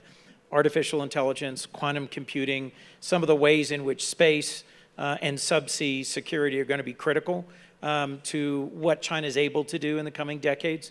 I'm sitting with two gentlemen who played a central role in getting the Bipartisan Chips and Science Act passed, which significantly invests in our security and in our rebuilding of a robust semiconductor chip industry in the United States. I do think that we need to be less breathless and more focused on what does it actually mean to prepare Taiwan to defend itself and to be willing to build a different security architecture and alignment for the Indo-Pacific. You mentioned something that's very interesting, so I want to jump on where you said it's not just the Taiwanese that we're working with. And I was just in Asia myself. You have, in the treaty allies alone, Japan, for the first time, looking to double its military budget. South Koreans, we just saw, at their request, we've sent a nuclear-armed submarine to South Korea because there's a renewed push in South Korea to nuclearize. Even the Philippines, which kicked us out of Subic Bay and Clark Air Force Base, inviting us back in. In my sort of tours of Asia, the one thing that struck me was the reason they're doing this actually is about Ukraine. That the rules that we thought were in place are no longer in place. The question I have for you then is, we have our allies rearming. You can add the Australians with AUKUS as well, which is something in our interest. However, what we clearly are rearming massively without a replacement for the rules-based order we had beforehand. That strikes me as very, very dangerous. Take me to how you analyze that situation. Well, look, this is centrally about deterrence, right? None of us want to barrel towards an unnecessary military conflict with China. I'm reading Kevin Rudd's book, Avoidable War, at the moment. But to be ill-prepared for it, as we were upon our entry into the First World War and the Second World War, the United States was wildly unprepared. And those wars went longer than they needed to and were more deadly than they needed to because the United States was not well equipped or well prepared. And that partly came out of a period of intense isolationism in the United States. There are strong currents of isolationism in both parties. And in talking to leaders both in Japan and Germany about their choice to significantly increase their defense spending, part of it is to match our investment, but part of it's also because they are uncertain about our future direction. We need to be more reliable. We need to elect a next president of either party who is clearly committed to internationalism and to our alliances. I have a favorite. He happens to be our current president. But I couldn't agree more with Senator Cornyn that a Reagan Republican who also sees our role in the world as essential to our security would help reduce some of those tensions and concerns. So a lot of us noticed a remarkable commitment to increase defense spending by the Japanese. That is a big change in the region. I saw it both as an encouraging sign of burden sharing, but also a worrying sign that they are not yet confident that we're committed to a path together. Yeah, and now talk openly about long-range strike into China, which even pre-Ukraine, they would have to talk in coded ways, which they don't do anymore. Senator Cornyn, can I ask you, the CHIPS Act was mentioned. I want to talk to you a bit about China, the view of China from the business community. I mean, you are a pro-business Republican. I've been slightly shocked on this stage by the views expressed by some of the business community. We had the CEO of Intel on this stage. We had a director of the Business Roundtable. Both of which, I'm going to put words in their mouth slightly, but both have expressed, I think, concern that the bipartisan consensus in Washington, which is very hawkish, is going to do what Senator Coons warned, was drag us into war at a time when both in New York and I think in Silicon Valley, they still want to do business there. I mean, the CEO of Intel basically said, I still want to ship chips there. It's 25% of U.S. exports, and I don't want to have a chip ban. Is there a tension building between Washington and New York, Washington and Silicon Valley, Washington and the business community over our approach to China? Well, the CEO of an American corporation has a fiduciary duty to their shareholders, but it's not about national security. That's our job. And our job is to convince these leaders of American industry, which are very important, that they need to work with us to take that into account. But 2 years ago, I guess it was, we had a hearing in the Senate Intelligence Committee, an open committee hearing, where one of the witnesses documented that the current market value of American-based investment in the PRC is roughly worth $2.3 trillion. Deng Xiaoping and his other leaders of China have been marvelously strategic and effective. Hide your motives, bide your time. They have induced us to invest huge amounts of money in that country by which they've not only built their economy, but where they've rebuilt their military, causing this potentially existential threat to Taiwan and a conflict that nobody knows or nobody wants. So I think, Senator Casey and I have a bill that hopefully will get voted on Tuesday that creates transparency in terms, not of prohibition, but transparency in terms of U.S. investments in China. I don't care how many Burger Kings or Starbucks people want to build there, but strategic Burger Kings and strategic Starbucks. But I do care a lot about our competition on quantum computing and things like AI. And we know there's no firewall between the private sector and the government there. Everything that the private sector has access to, including the state-owned enterprises, supposedly, basically are an arm of the of the Chinese Communist Party, and we just need to be clear-eyed about that. Let me take a quick run at that. First of all, the bad news is we're only going to scratch the surface on China in the little bit of time we have here. But as far as the captains of industry that we're here and talking about their desires for China, there's no bigger supporter of the capitalist free enterprise big corporations than I am. But if they were sitting right here, you know what I'd tell them? If you guys think your future's in China, you're making a big mistake. You are going to be so disappointed. You're going to have tears running down your cheeks, and you're going to have the stockholders saying, how the hell did this happen? And I'm telling you, those people are not to be dealt with when you think you're going to be able to get them to do something that's in your interest. The Chinese Communist Party is as tough an entity as there is on the face of this planet. They will do whatever is in their best interest. They have lured us, starting with chips, starting with our semiconductor industry, and pulled them in there. That was a huge mistake on our part.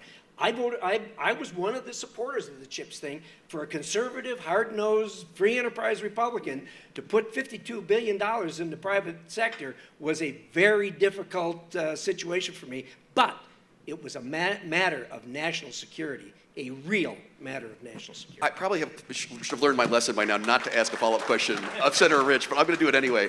The nuance that they were making was, you know, on the one hand you have Starbucks and Burger King, and on the other hand you have clear dual-use high-end microprocessors. The problem, you know, and what Sullivan has talked about is the small yard and the high fence. The problem is, how do you define the middle? Because the creep in dual use could be half of the Chinese economy. Are you not worried about that? It doesn't matter. The corporations are there, as the senator pointed out, on a fiduciary basis for one purpose and one purpose only, and that is to make money for their stockholders. God bless them. That's what's made this country strong. It's the free enterprise system. It's the profit motive. Go get them. We're interested in national security. The American people should be interested in national security. I don't care whether you're selling burgers or whether you're making microchips. You're going to have the same problem with the Chinese Communist Party. They want it all. Can I just point out that we're anticipating an executive order out of the administration on export controls, and Senator Casey and I have been trying to work with the stakeholders to come up with some sort of consensus approach, and we've agreed upon a transparency provision, which merely requires just that. So the policymakers have some insight into exactly what's happening and where the money is going and how it's being used in China. We're not interested at this point in prohibitions or restricting foreign investment in China per se. We just want to know what's going on. Okay, transparency. We only have about 4 minutes left. I want to tackle one last topic. It's probably not enough time, but particularly your committee, Senator Risch, is the one that reports out confirmation for 4-star generals and diplomats overseas. And everyone knows there is one senator from Alabama who is blocking those. Senator Cornyn, let me start with you because you're right at my left here. Is there anything that national security Republicans can do to try to get over this hurdle that Senator Tuberville has put us in? Well, Senator Schumer could file for cloture on the new Commandant of the Marine Corps, get 60 votes and get them confirmed next week. But he's chosen to, many of us have talked to Senator Tuberville and tried to figure a way to accommodate his concerns, which I think are legitimate. Look, the Hyde Amendment's been the law of the land since the mid-'70s. But for the Department of Defense to say we're going to use taxpayer funds to provide transportation and other reimbursement to service members for abortion at taxpayer expense is, I think, beyond their authority. So he does have a point, but the instrument he's using is rather blunt. Yeah, and so I think Senator Schumer, what I have recommended to him is let's get this rolling, and after a while, I think it would be resolved. Can I just ask, though, I mean, this does... To which, Peter, if I might, a counterpoint would be, with all due respect, there are hundreds of 4-star generals and admirals. One at a time. One at a time, which would take up all the time we have left. So we may need to do 1 or 2 really high level and then hope that the caucus will push for a clear resolution. My expectation would be that once we break the dam, that things would be able to flow, and hopefully then Congress could speak to this this exercise of authority that the Department of Defense doesn't have. And if the Department and the Biden administration win, and it's the will of the Congress and the American people that these expenses be reimbursed, then we have to live with that because that's our system. Can I just ask, I mean, this is maybe a slightly boring Senate procedure question, but what you're advocating basically is pushing Senator Schumer to do a one-by-one is in some ways an abrogation of senatorial privilege. I mean, it is the right of a senator to hold up nomination for various reasons. Is that not a going against precedent, going against tradition? No. Every senator, I mean, it's basically the only power a senator has to put a hold on legislation or nominations.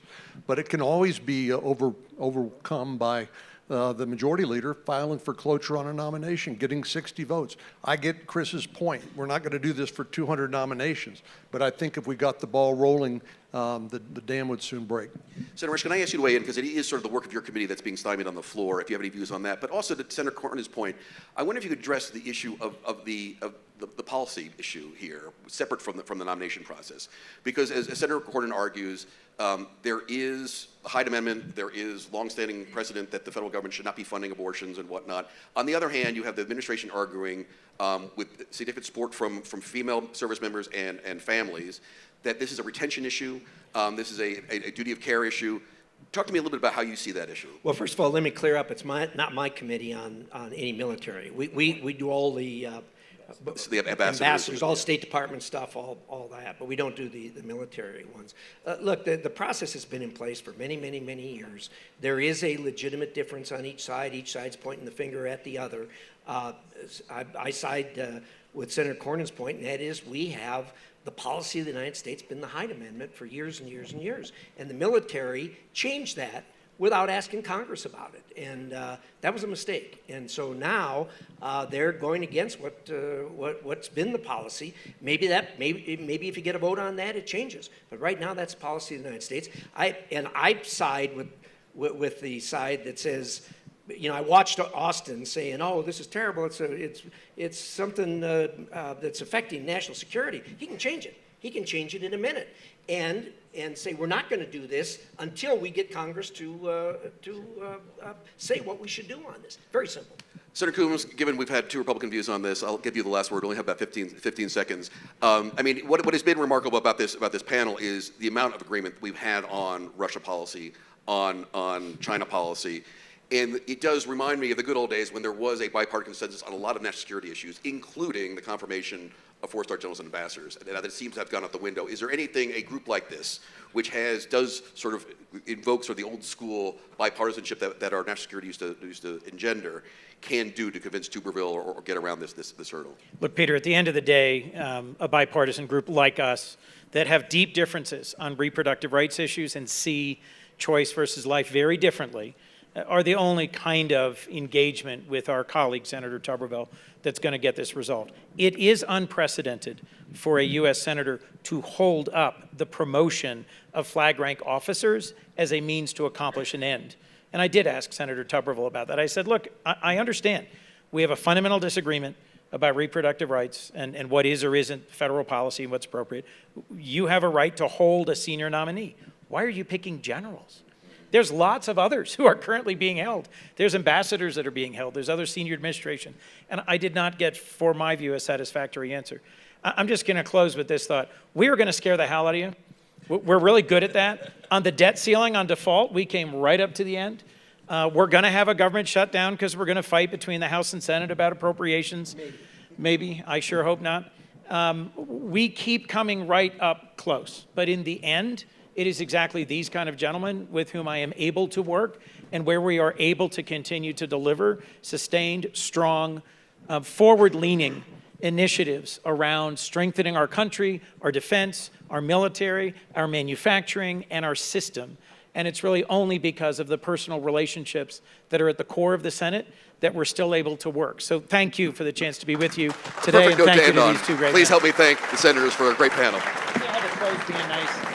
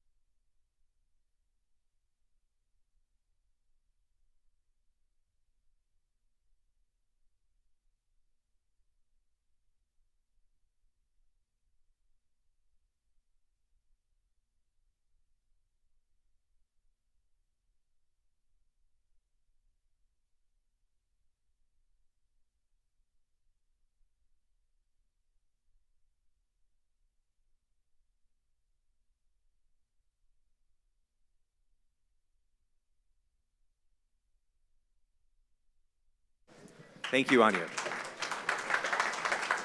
Chrystia, it's so good to be here with you. Do you want to start with a joke? No, it was a very salty joke I told last night. Inappropriate for a deputy prime minister to share that joke in public. I'll tell you in private. We though. may come back to it later on. Let's start then instead with some economic news. Canada's renowned for its commitment to multilateralism. Some people say that you're a very nice country, but that may be news to people in Silicon Valley. And I want to tell us why you're moving ahead alone. Some people might say even going rogue on this digital services tax, and while the other countries are now delaying implementing it for another year. While other countries are. Yes. Yeah. Okay. So first of all, just on Canadian niceness, we actually do believe in being nice. We believe in being polite. When we have disputes, we think that they should be negotiated in a civil way.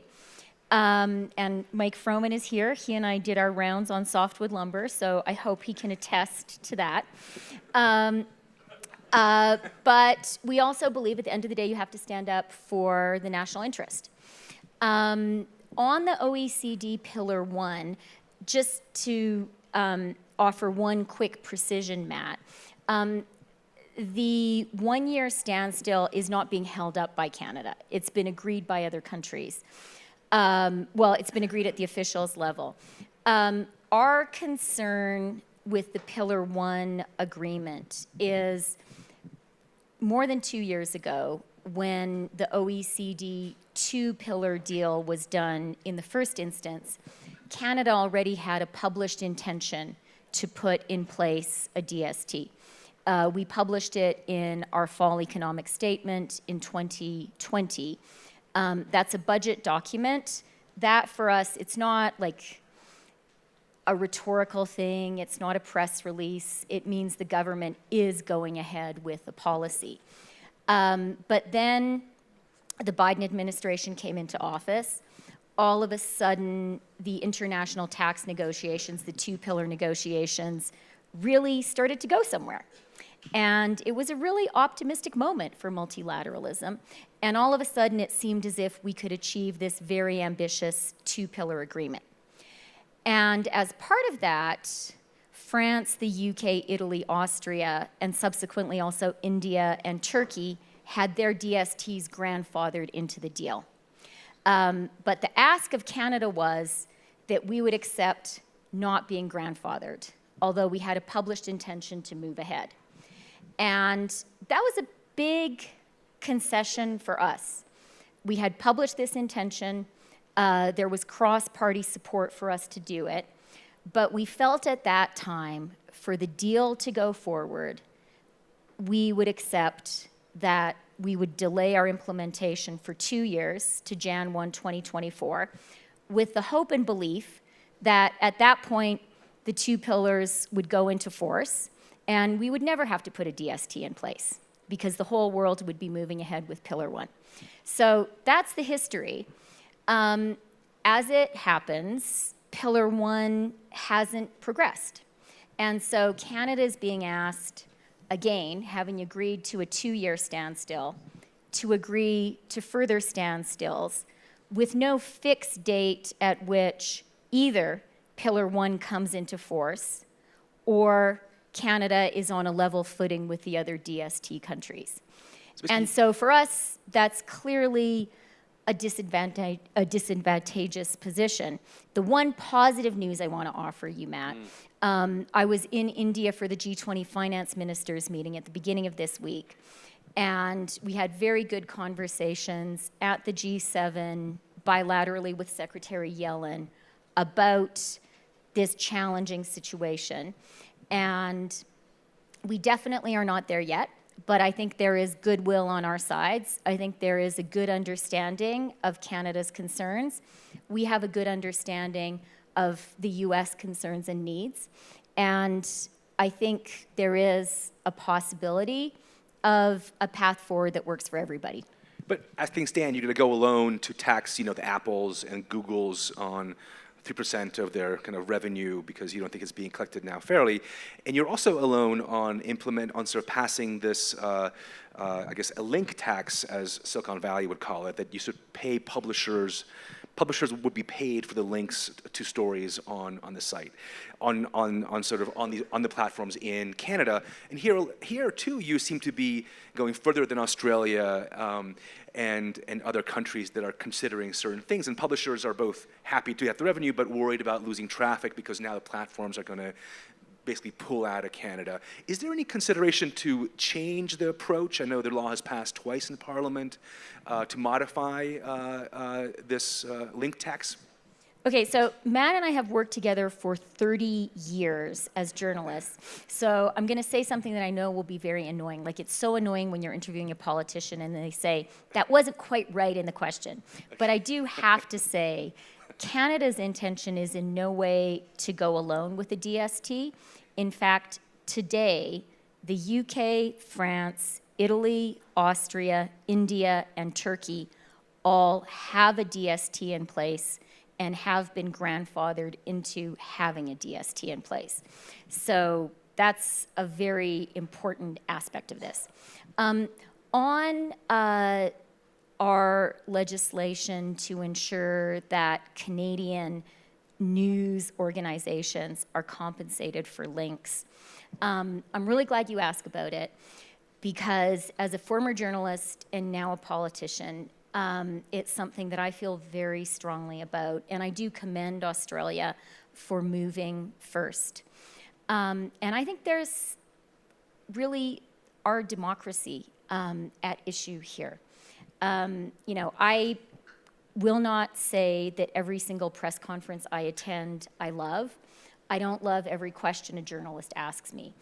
But I know it's shocking, Steve.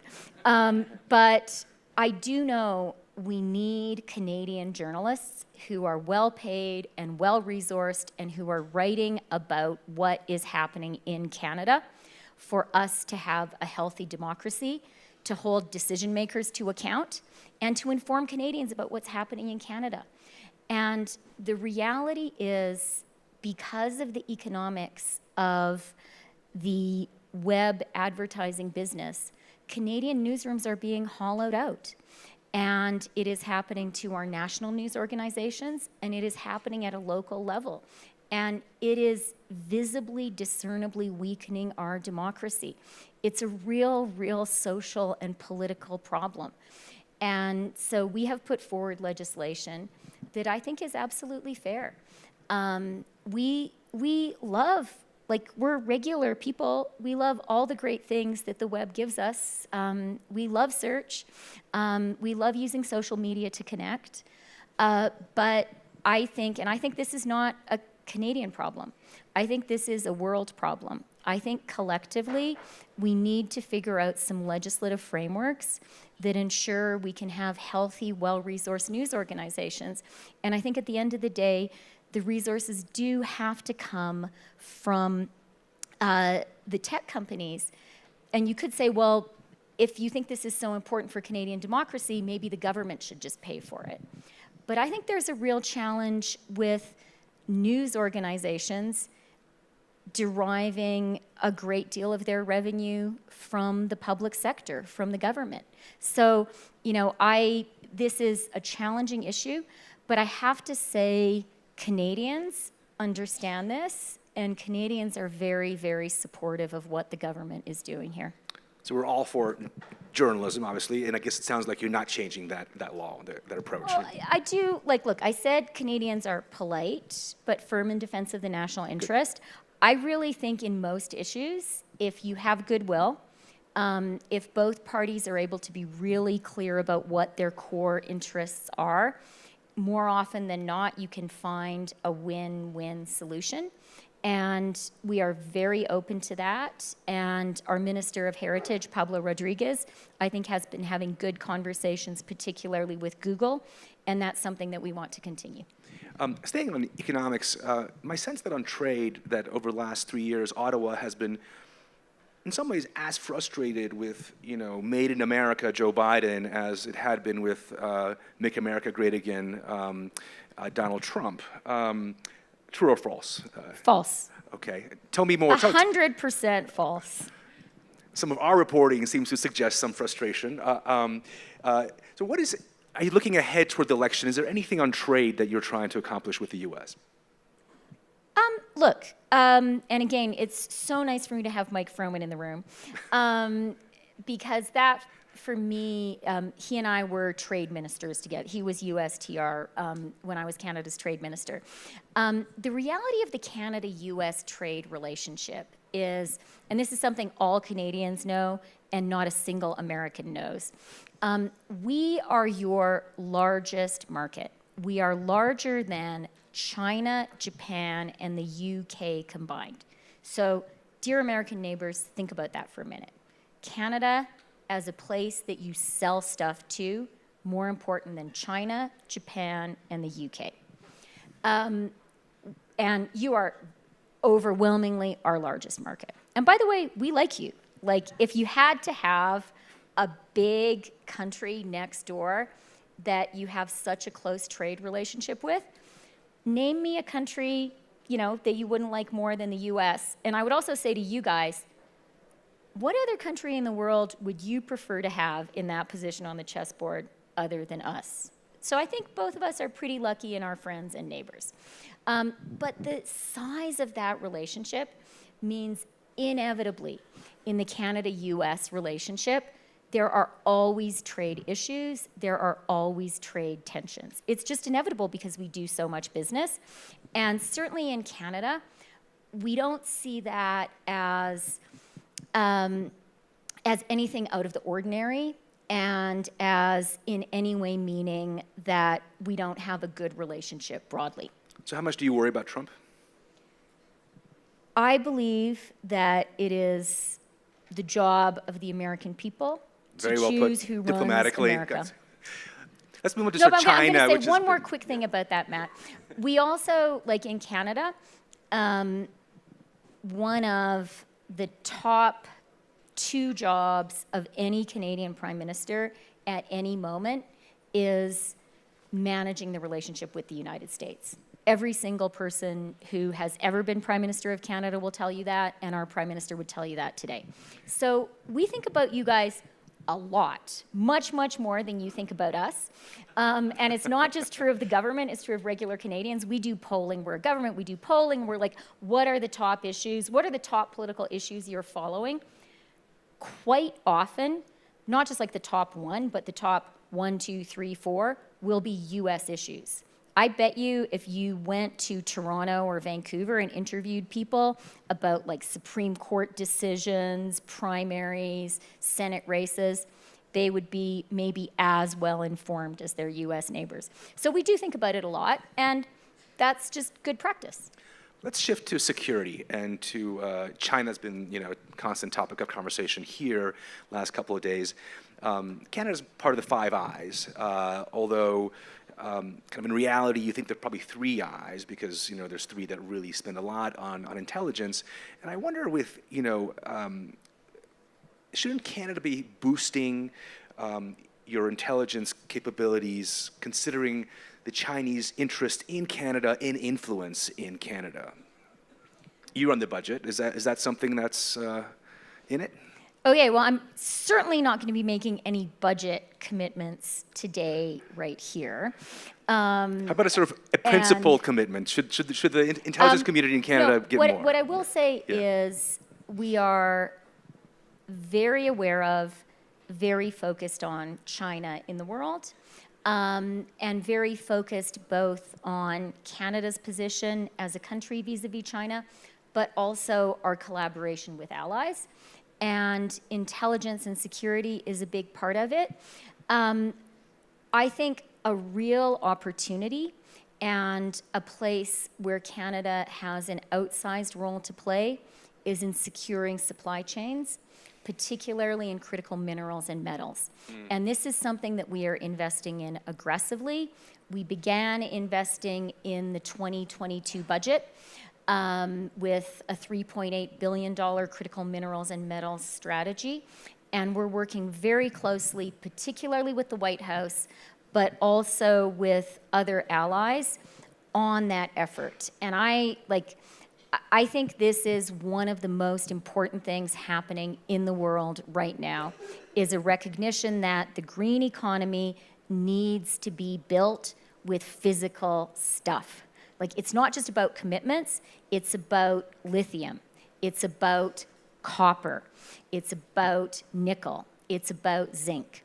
And Canada has a huge role to play here, partly because we have a lot of the stuff. You guys remember the new controls that China imposed on germanium and gallium. Well, it turns out that 25% of the world's germanium is produced in Canada by Teck, Trail, BC, just 1,000 miles northwest of where we are right now. So we're focused on our domestic resources. Equally importantly, Canada is, I would say, Canada, Australia, Germany, and the US are the world's leading mining countries. We have a great deal of expertise, engineering, mining, banking, law in mining, and Canadian miners are very active in Latin America, Africa, Asia. We as a government are focusing on supporting them there, and we're working really for the first time very collaboratively with the US, with a broader group of allies, on sort of having joined up thinking on securing our critical minerals and metal supply chains. This friendshoring, right? Vis-a-vis China, I think this is probably the single most important thing for us all to do, because China right now, like, they've been thinking about this for 20 years, and they have quite concerning control, not only of critical minerals and metals deposits, but also of the processing. And so we collectively have to get ahead of the game. Otherwise, we risk finding ourselves in the position that Europe found itself in last winter vis-a-vis Russian natural gas. This is what you mean by friendshoring, I guess. Yeah, that's. It's part of it. Right. Yeah, a big part of it. Let's move on to, your great professional and personal interest has been Russia and Ukraine. Disclose that Chrystia and I covered 1993 Russian presidential elections together, and she was my first boss in journalism, and a very good boss. And, was I nice? Great boss. Learned so much. He had to say that. No. Let's start with Ukraine. Obviously, you speak Ukrainian. Your first job was in Kiev. What is your sense? Is there an adjective that comes to mind of how things are going? How do you feel things are going? If you have to put it in one word. Well, I'll tell you the word that the Ukrainians are focused on, which is peremoha, and that means victory. And they are 100% focused on it. And I actually think I've been listening to some of the conversations that have happened here. I thought the Bill Burns discussion was excellent. But what I was struck by was so much focus on what's happening internally in Russia. And I think that's a little bit of an analytical oversight. And collectively, we need to think a little bit more about what is happening inside Ukraine. We need to realize Ukraine is not just acted upon, it is also an actor. And I'm going to do a little bit of advertising for Matt, who is a brilliant journalist. And he wrote this spring a piece comparing the Ukrainian question today to the Polish question. Remember that? Which kind of haunted Europe for centuries. Matt worked in Ukraine. He is Polish. Tell everyone the title. You stumped me on the title. Okay, so just like Google Matthew Kaminsky Ukrainian question, it's a really brilliant piece which kind of poses what I think is one of the central things, which is what's going on with Ukraine and what do we want the outcome to be? And my first kind of thought to everyone here is Ukraine has really transformed itself since 1991, for sure, when Ukraine became an independent state, since 2014, when Russia invaded and annexed Crimea, and very much since the beginning of this war. And really, Ukrainian civil society has stepped up, but also the relationship between the society and the state has been transformed. And the only comparison from my own life that I can think of is, my grandfather, I'm from northern Alberta, a small town called Peace River. My grandfather was born in that town. Nothing, no connection to Europe. His parents actually were Americans who moved up to northern Alberta because it was too civilized down here, and they were like pioneers. They wanted to go to the last wild place in the world. That's where I'm from. Okay, but so when the Second World War started, my grandfather and 2 of his brothers immediately volunteered, immediately went to Europe. 3 Freeland boys went there, only 2 came home. He married my grandmother, who was a Scottish war bride. And talking to them in that generation, you guys call them the greatest generation, they were like that in Canada too. And so much of who we are today was built by them. I was in Kyiv a couple of weeks ago, and I feel like they're having their greatest generation moment today. There is that same feeling, and there's no braggadocio about it. It's very like everyday. It's like, we just have to do this because there's no alternative.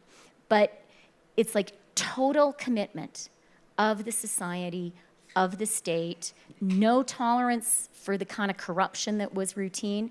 And from my perspective, the single most important thing about the war between, the Russian invasion of Ukraine right now is that Ukraine now has that total society, state commitment in a democratic polity. And I don't want to seem like a naive romantic here, but I really think that a united democratic people who have decided they are not going to be conquered, I think you got to bet on those guys. And I think we're doing the right thing by betting on them. What should the West end goal be? You mentioned the word victory. What is that our interest in Ukraine, and what does that look like? I think that's a great question. I think we need to think about it more than we maybe are. I think what we need to focus on is a strategically viable Ukraine which can be economically successful. We need to be sure that the outcome of this war is not a repeat of 2014, is not a ceasefire and hostilities then resumed in, 8 years. And the other outcome, so I think that, number one, and we need to for people who were following Ukraine from 2014 onwards, one thing that was very striking is every time the Ukrainians were making economic progress in that interregnum, you had renewed Russian activity along the line of conflict in the east. There was a clear, intentional, well-organized Russian effort to make Ukraine not economically viable, not investable. And so we have to be sure that that doesn't happen. The second thing that I think we just very quickly, Matt, super fast, that I think we need to think about when we think about Ukraine is the demonstration effect. We need to realize that what is happening in Ukraine has a real impact on what countries think they can get away with in the world. And so Ukraine's success and the failure of this gross Russian violation of international law is important for the safety and security of all of us. I think Beijing is watching very, very closely. And if we support the Ukrainians enough, the consequences are going to be really, really positive for the whole world, very far from Ukraine. There's a reason that Japan has taken such a strong and laudable position in support of Ukraine. The Japanese understand this. What's our end goal for Moscow? And do you think there's a solution for Ukraine without a regime change in Moscow, as President Biden said last year in Warsaw? I think it's up to the Russians to figure out what they want to do inside Russia. I think it's our job to make clear to them that their illegal actions cannot stand. And I think it is our job to also make clear to them that they're going to have to pay for the devastating damage not only to Ukraine, but to the world economy. I mean, this happened just as we were getting past the COVID recession and the COVID supply chain shock. And then you had Russia invading Ukraine, which added a huge inflationary shock to the whole world, particularly painful on food prices. This has caused huge misery in the global south, and we should not forget that either. You obviously led the way in freezing the central bank assets, and do you think that now is the time to move ahead to try and lay claim to those assets, even if people are worried about the precedent or questions about international law? I think freezing the assets of the Russian central bank was really important, and I think Janet Yellen and Mario Draghi, if I had to name two people, played a really important role, as actually did the government of Ukraine. The Ukrainians are very sophisticated about this stuff. They had really good ideas. I do think when it comes to the Russian assets, we need to think about going from freezing the assets to confiscating the assets. We have legislation domestically in Canada that gives us this authority. That legislation was part of our 2022 budget implementation bill. It has cross-party support, and we are moving forward with 2 specific asset seizures. On the assets of the Russian central bank, I think there is a lot of international discussion about this. And I do think we need to think really hard and seriously about it. I think that Phil Zelenskyy is here, and he's a really useful person to talk to because of his experiences with the assets, with the central bank assets of Iraq, which I think is an interesting precedent to think about. And I think also, we have to, I am an elected political leader. I face the voters, and that's a really important conversation.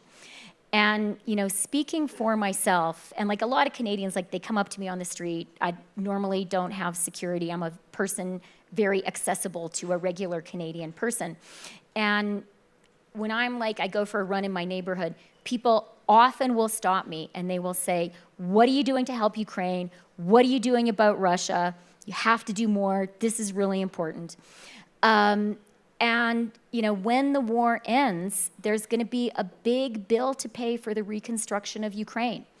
For people here who are in elected office, let's think about the conversation we're going to be having with our voters. And they are going to say to us, certainly Canadian ones are going to say, I'm prepared to help Ukraine, I believe in it, but I think there are hundreds of billions of dollars of Russian assets that currently are frozen, and isn't it just for some of those assets to be used to rebuild Ukraine? And what is you mentioned your hopes for Ukraine. Do you have one, what is your biggest fear for Ukraine right now?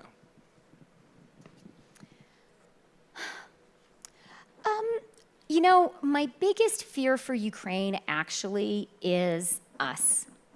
I think the Ukrainians in Ukraine, and this is not going to be forever, that moment of unity in any country, it happens when there's a threat and you have to rebuild. But what I worry about, and I've worried about since the beginning, is, our collective ability to stay the course. Having said that, I have a lot of faith in the citizens of democracies. And I think thus far in the war, political leaders have been surprised on the upside by the commitment of their own citizens to support Ukraine. And I think that's because, people don't have to come to the Aspen Security Forum to understand that there's a there are basic principles at stake here. This is democracy versus dictatorship. Okay. This is the right of people to defend the sovereignty of their own borders. I find regular Canadians, they really get that. It doesn't take a long explanation. So I worry, will we stay the course? But so far, our people have been pretty great, right? Right. Let me ask you one last question on behalf of my colleagues. I know this is the best job you've ever had, but Working with you was the best, Matt, Shirley, and also Ed Luce, who is here. There's many other proteges of Chrystia in this audience. But from my reading of the Canadian press, we have an Ottawa playbook. Please subscribe. It's a shameless plug right there. Okay, it's actually good. We read it. I read it every day. Good. I see your name mentioned for other jobs, maybe in Canada, overseas, at NATO or in other parts. If you're thinking about your next challenge, is that something that you would prefer for it to be in Canada or overseas? So as you guys may have heard, this is a not straightforward moment in the global economy or in any country's economy, right? Inflation in Canada has come down. You didn't ask me about this, Matt. I can't believe it, okay? Inflation, we had our inflation number on Tuesday, 2.8%. Isn't that great? Yeah, it is. Yeah. Okay, we are now within the Bank of Canada's target range. This is huge. It's come down from 8.1% last June. But getting past the COVID recession, all the challenges of COVID, that is huge. Building a green economy is huge. For us, we are a very pro-immigration country. We have an immigration target of 500,000 new Canadians every year. But that means we have to build a lot of houses for all those new Canadians. So we have some big challenges before us, and my view is Canadians deserve a finance minister and a deputy prime minister who is very focused on their challenges and on advocating for them and on telling their story to our American friends. Et merci beaucoup pour votre attention, merci beaucoup pour votre amitié. Ça me fait un tellement grand plaisir d'être avec vous aujourd'hui. Dużo dziękuję. Okay. Thank you, Chrystia. Thanks very much. And we're now going to be having President Zelenskyy join us by video from Kiev. Thank you. Thanks. Thank you.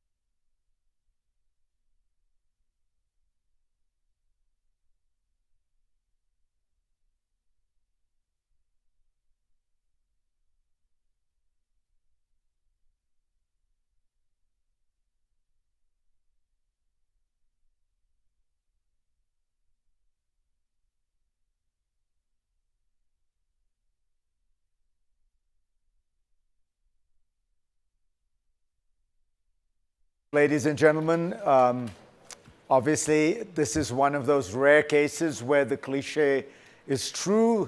My next guest does need no introduction, and I will not waste your time giving him one. I just want to make sure that the video connection is working. So can we make sure we have President Zelenskyy Mr. President, it's Fareed Zakaria from Aspen. Can you hear me?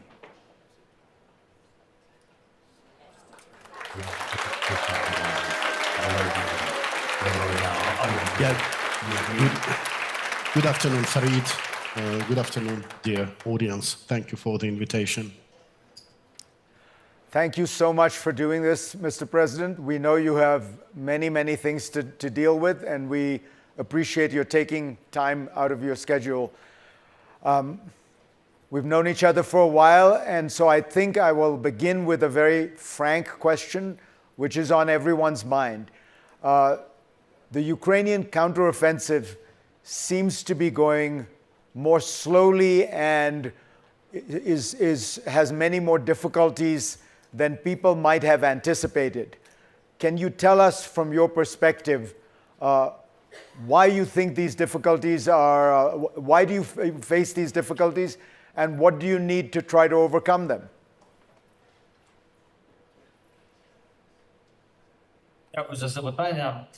Thank you for the question. Really a very relevant one.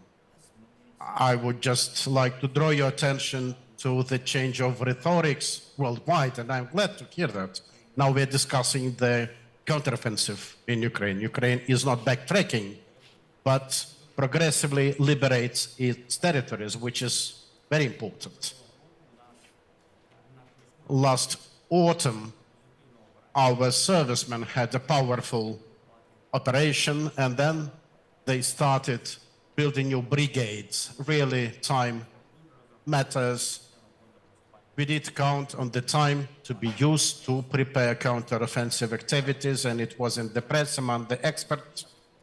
We did have plans to start it in spring, but we didn't because, frankly, we had not enough munitions and armaments and not enough properly trained brigades. I mean, properly trained in these weapons. Still more that the training missions were held outside Ukraine, but still we started, and this is important. And because we started it a bit later on, it can be said, and it will be shared truth, understood by all the experts, that it provided Russia with time to mine all our lands and build several lines of defense. And definitely they had even more time than they needed. Because of that, they built more of those lines, and really they had a lot of mines on our fields. Because of that, a slower pace of our counteroffensive actions. We didn't want to lose our people, our personnel, and our servicemen didn't want to lose equipment. Because of that, they were quite careful about the offensive actions. Still, I would say that we are approaching a moment when relevant actions can gain pace, because we are already going through some mined locations and we are demining these areas. I would like to draw your attention. This is not to complain, but just to tell you that we did lack enough of demining equipment. Now we are being helped by our partners. I'd like to thank all of our partners, President Biden, Congress, the United States, our partners in Europe. Thanks to them, thanks to the strength of our people, we had this counter-offensive started. And yes, I do understand that it's always better to see victory come sooner. This is what we also want. But the question is the price of this of this victory. So let us not throw people under tanks later on. Let us plan our counteroffensive as our analysts, our intelligence suggests, and some of our residential areas have been liberated already, so I do believe in our victory. When we watch the Ukrainian movement, what I notice is you are using a large number of drones, and many of them, most of them, and this is the nature of the drones, are being lost. You're losing about 10,000 drones a month. Do you have the capacity? Do you need a massive upscaling of drones? Because that seems to me one of the areas where this could alter the battle.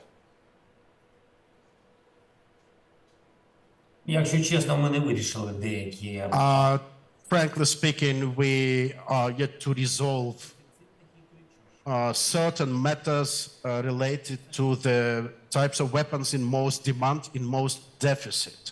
I would still point attention to the long-range artillery pieces. This is really important. You know, when fighting on the battlefield for our land against Russia, the key thing is our motivation. And it would be really good us to be at least on a par with them in artillery, better if we would be better, and definitely new type of armaments. The NATO types are better, but there are less of them. And definitely we don't have this balance in terms of the range.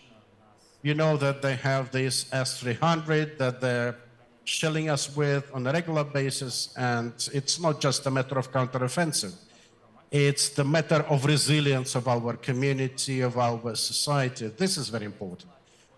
People continue working, paying taxes, and this money go to pay our servicemen.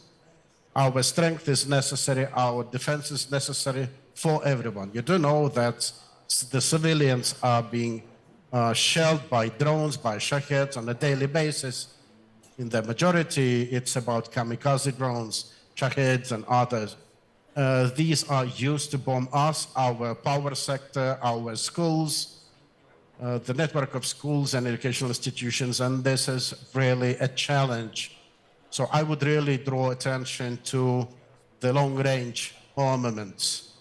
Again, we have been waiting for it for quite some time, and let us still have hopes and wait for it. We do hope that the United States will resolve the matter, and really, at the moment, it all depends on the lead role of the United States with its defense assistance.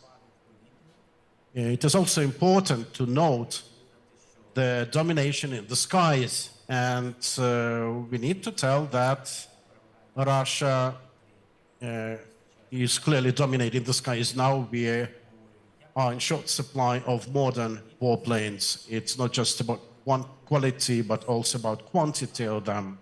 We are very thankful to the world for already going through with the matter of training our pilots. This is important, but besides them being trained, it would be nice to have some confidence and surety today that we are going to have these planes in necessary quantity. President Zelenskyy, I wonder what you can tell us about what is going on in the Russian army. Your troops are encountering them. And I'm wondering, given what we saw happen in Russia over the last few weeks, do you notice that the Wagner forces are not confronting you on the battlefield, or are they back? Is there a change in Russian morale? Are you noticing something about the Russian army as a consequence of the Prigozhin attempted mutiny?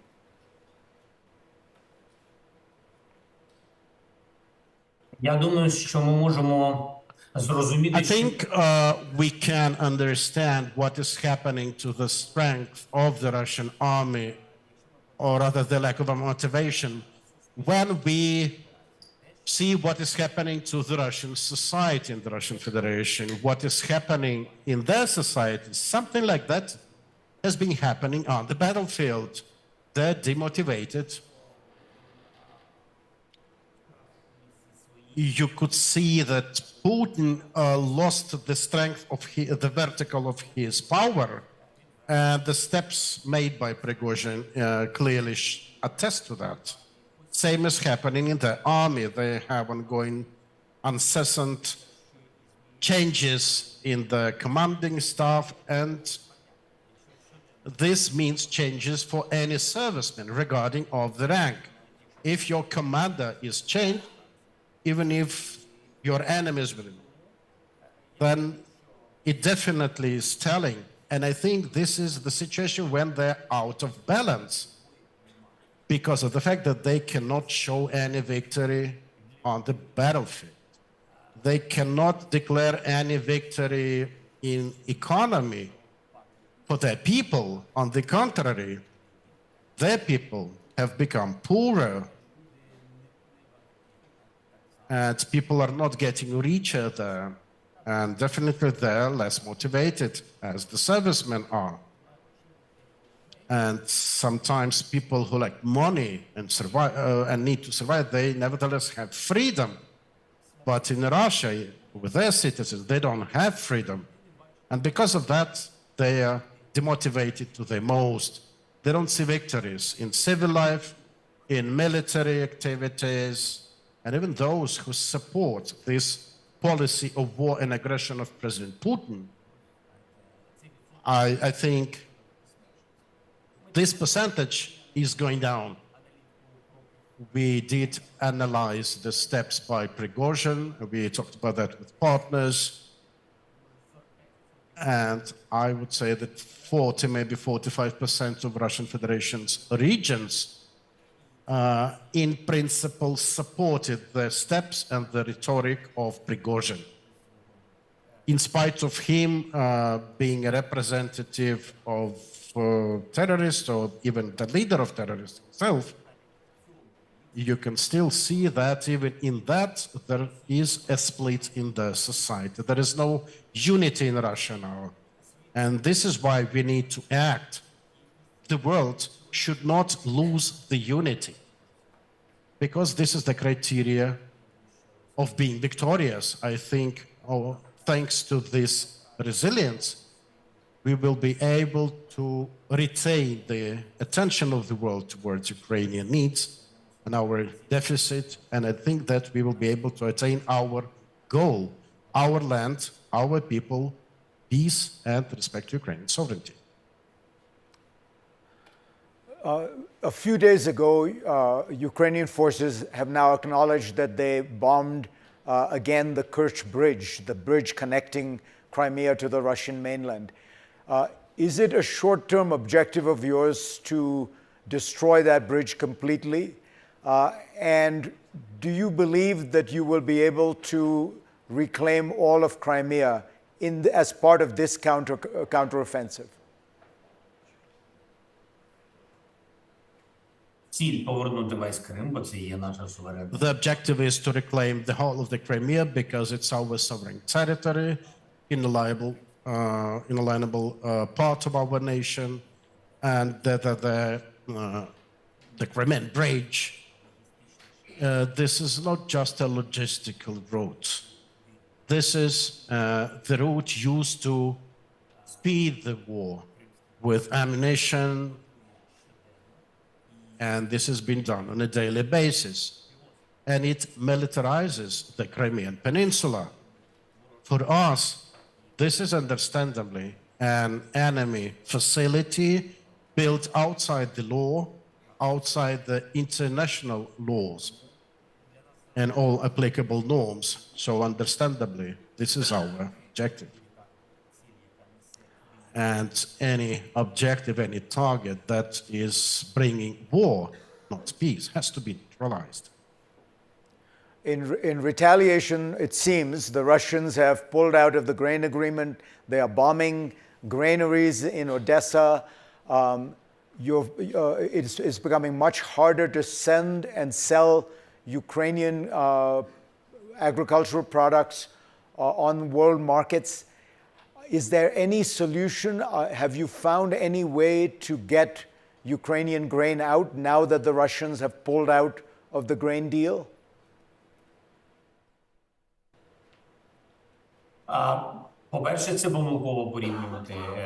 First of all, I think it would be a mistake to compare those two situations. These were artificially tied informationally by the Russian Federation. Let me explain it to you. Russia, since the signing of this agreement, from the first day of it, and there was, by the way, agreement involving Turkey, and there were actually two parallel agreements, us, Turkey, and United Nations, and Russia, Turkey, and United Nations, two parallel ones working like mirrored each other. But these work to have this corridor to make it operational. And now, what Russia has been doing beyond the international laws, let me explain to you, from the beginning of the signing of these agreements, Russia would constantly, regularly block the corridor. There were vessels idling at sea, there were queues, long queues. Some would last for 2-3 weeks, up to 30 vessels sitting there, unable to either enter or exit our ports. Russia did everything to slow down the process and artificially dump the prices on the world grains markets. Much in the same vein as they did with energy sources. So nothing new for us here. And some weeks before this event, the Crimea, Russia would repeat that the agreement is to end on 17th. Because the world, the West, Europe would not comply with the requirements. And they would claim the need to lift sanctions. So that way they try twisting hands in order to have their objectives completed. And these objectives are entirely linked to their money and their political elites. That's it. Later on, they took this situation around the Crimean Bridge, using it just as an example. Just believe me, if you follow the public messages, you will clearly see it has been a scheduled approach. If not the Crimean Bridge, they would find another example, another reason to do it. This is well in the meaning of them. In spite of that, we do look for ways. We talked to the UN Secretary General Antonio Guterres. Right before this meeting with you, I had a talk with President Erdogan to discuss the crisis. We do see certain ways of going out of it. If we succeed, if Erdogan succeeds, if he is even stronger, I think everything will check okay. Anyway, everyone has to remember, the Black Sea is the sea of all the nations of ours. This is not the sea of the Russian Federation. There is Ukraine, Turkey, Romania, Bulgaria, and we are talking to all the countries in the Black Sea region, and we have very substantial, pragmatic relations, humane and legal relations. And by the way, this is very important, we have legal relations with everyone but Russia, because they think that this is their own sea. Mr. President, we are out of time, but I want to give one person in the audience a chance to say hello to you, an old friend of yours. Chrystia Freeland, the Deputy Prime Minister of Canada, is here. I wonder if we can get a mic to Chrystia so that she can just greet the President and maybe even send him a message.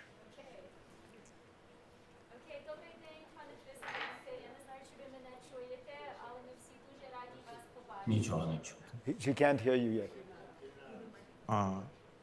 Is that working? Yet. Try. Yeah, I think it is now. No. Chrystia, just come up here.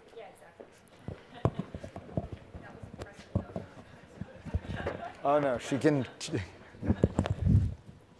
Окей, добрий день, пане президенте. Ви мене бачите? Я зараз з Фарідом. Good afternoon, Mr. President. I hope you can see me. Ми раді, що ви тут. Glad to see you, Chrystia. We're very glad to have you with us. So let me ask you a question also, and I think this is the question in the minds of everyone here. Fareed started with, I think, the preoccupation of all of your friends in the world, which is sort of a technical question about the offensive. I saw you with Prime Minister Trudeau in June, and I was very struck by your absolute conviction in Ukraine's ultimate victory. I'd like to hear from you why you are so confident and how you see Ukraine and the world looking when this war is over. But tell us why you're so sure. You see why I'm scared to have her on for longer, Mr. President. She'll take my job.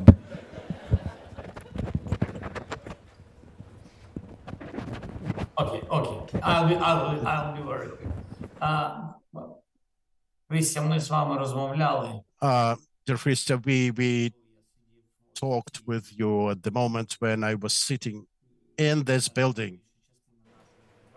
And unfortunately, the most part of my country, including Kyiv Oblast, it was under threat. lots of territories were occupied, but even then,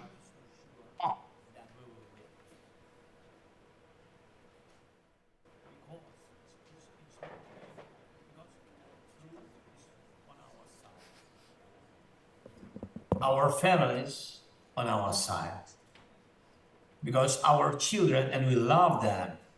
It's not because just we have children. No, we have children, we love them, we miss them. So this is the life. So the life is on our side. And I hope, and I think and I hope that God is on our side. We're different people, you know, absolutely, but we live in one Ukraine, and I'm sure that the world with its unity is also on our side. That's why I'm sure that we will win. Mr. President, thank you. Thank you so much. Good luck.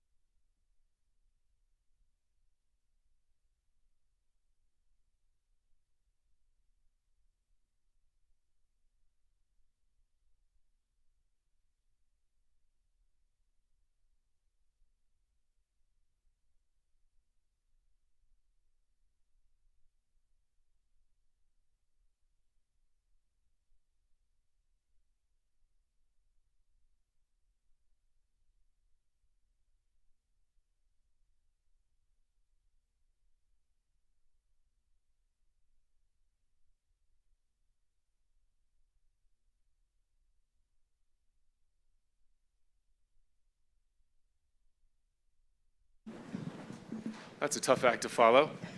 I was going to have my panelists wear T-shirts in olive drab, but refrained. We're talking about the Arctic, which is a personal interest of mine for some time, and all three folks up on the stage know it very well. I'm going to start, and this is with permission of Senator Sullivan, with a different question because of what the Ukrainian president said just now. Notably, he appeared to blame the slowness of the counteroffensive on the slow arrival of Western munitions, weapon systems, and then the time to train up units to operate those systems, thereby giving Russia time to build up its defenses. And I wonder if you think that's a fair criticism. I do. I absolutely think it's a fair criticism. And I was just at the NATO summit. We had a CODEL of 6 senators, 3 Republicans, 3 Democrats. But to me, the Biden administration has, particularly on the NATO front, done a good job of keeping unity. I think the overall result of this summit was important for a whole host of reasons. But one of their biggest flaws, and it is a deep flaw, is the weapon systems that the Ukrainians have been requesting. And it's a long list. I can go through it. Patriots, HIMARS, tanks, Javelins, Stingers. Every time they request the need, F-16s, they request the need for them. The administration worries about escalation, self-deterrence in many ways. Congress, in a bipartisan way, Chris Coons was here a minute ago, we press them, we press them, we press them, and 8 or 9 months later, they get the weapon systems. I'll give you one specific example. Last summer, I hosted a bunch of Ukrainian pilots in Washington, D.C. These are these brave pilots. You might remember the beginning of the war, there was a legend of the ghost of Kyiv, right? Well, this was the ghost of Kyiv. It wasn't one pilot, it was a squadron. And it was them. And they were here asking for F-16s. I had to meet with 10 other U.S. senators. We all wrote a letter, bipartisan letter to the Pentagon, and it's essentially taken a year. I was telling Jim I was on Meet the Press on Sunday. Jake Sullivan was before me. 3 months earlier, I was on Meet the Press. Jake Sullivan was before me. And the F-16s came up 3 months ago. At that one 3 months ago, he hemmed and hawed, said we're not ready yet. And I said, this is the problem. And let me make a prediction. I bet 3 or 4 months later, they're going to say yes. Well, that's what happened. But that's not helpful. So it's a big problem. Thanks so much for taking that question a little off piece. So to the topic of the Arctic, which is a big one, Vice Admiral Trey Whitworth of the NGA, big picture, is this the location of the next great game, as it were, among the great powers? Before I do, I just want to give you a chance, because I think it's always important, even in a brilliant crowd like this, to tell folks what the NGA is and what it does. Absolutely. NGA is 15,000 strong. It is an intelligence agency, but it's also a combat support agency. We've got 9,000 people who are dedicated to this mission, which is effectively mastering the visual domain for intelligence. 9,000 are in the Northern Virginia area. We've got 3,500 who are in St. Louis. We have 500 actually are in this state. And then we've got the swing arm of almost 2,000 people who are interspersed at all the combatant commands around the globe, who are actually listening to those commanders and assessing what he or she needs. And so it's a very driven group of people. We're responsible for some of the things that we're talking about during the course of this conversation or a conversation relative to Ukraine. We're responsible especially for navigation and precision. So munitions to go where they're supposed to go, the precision of the GPS system. We established those standards, and that will be something we'll talk about here when we talk about navigability. So to keep the U.S. standards of precision, that is something that our people take very seriously. And why the Arctic, and is this where we're going to see China, Russia, and the U.S. and its partners face off in ways that folks wouldn't have expected? So understanding the world for us means understanding a place where change is happening at a very rapid pace, and this is probably, I think all of us up here would agree, where change is happening the fastest. And so for navigability purposes, this could actually be a very serious source of strategic competition. Our stake in this is to ensure everyone has knowledge and understanding of that domain up there. It's not a very intel-rich domain, and so the observations that we render are going to be the basis of what everybody uses to make decisions and to collaborate with us, with our partners especially. Esther, this is something you study and write about frequently. Do you agree with that framing? This is a playing field for the great powers with not just economic but national security consequences and danger. First, good morning to everyone. Thank you for having this session on the Arctic. Indeed, we call it America's fourth coast because just as we have trans-Pacific, transatlantic, and hemispheric strategic interests, we have strategic interests in the Arctic. And indeed, it's actually appropriate that we're talking about this on Friday. Several of the major strategic trends that we are talking about come together in the Arctic. First, indeed, is the impact, in so many ways, of the war in Ukraine. That indeed, because of concerns of two historic neutral countries, have become, or will soon become, members of NATO. Finland, and we soon hope Sweden, will be welcomed into the world's most important alliance, meaning that the Arctic and the High North and other countries, including our colleagues from Canada and others, will be important strategic interests. So first, the impact of the war in Ukraine is felt in the Arctic as well. Secondly, a trend that we see across the globe is great power competition in our global spaces, in the global commons, whether it's oceans, whether it's outer space. And indeed, we see, of course, the United States and the Russian Federation will always have contact. In the Arctic, we share responsibilities for the Bering Straits, as I turn to the Admiral, particularly on that point. But also, we recognize that China is deeply interested, as are other countries, in resources and other aspects in the Arctic. And finally, I will note that underpinning all of this is the huge impact of climate change. This is one of the places where we see the intersection of climate change and national security, so that the Arctic brings together so many of our fundamentally important strategic concerns. I do think that not just school kids, but adults should all be given a map of the world looking from the top because whenever I do that, it just makes you reappraise those relationships on a number of fronts. Senator Sullivan, if this is the framing, new, and not even quite new, right, because this has been going on for some number of years. I went on the ICE-X exercises a few years ago on a sub, and already then, that's 5 years ago, the attention was highly focused on not just Russian activity, but Chinese activity up there. Who's winning? I mean, because there are ways that the U.S. falls behind. I mean, Russia has a whole phalanx of bases along its north coast. Russia has icebreakers. We have like 2, right? So who's two winning? and one is broken, right?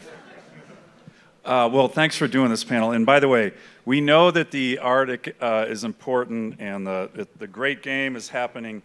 And it was preparation for this panel. You may have seen the headline in the Washington Post yesterday: "An Arctic Great Game as Russia and NATO allies face off in the far north."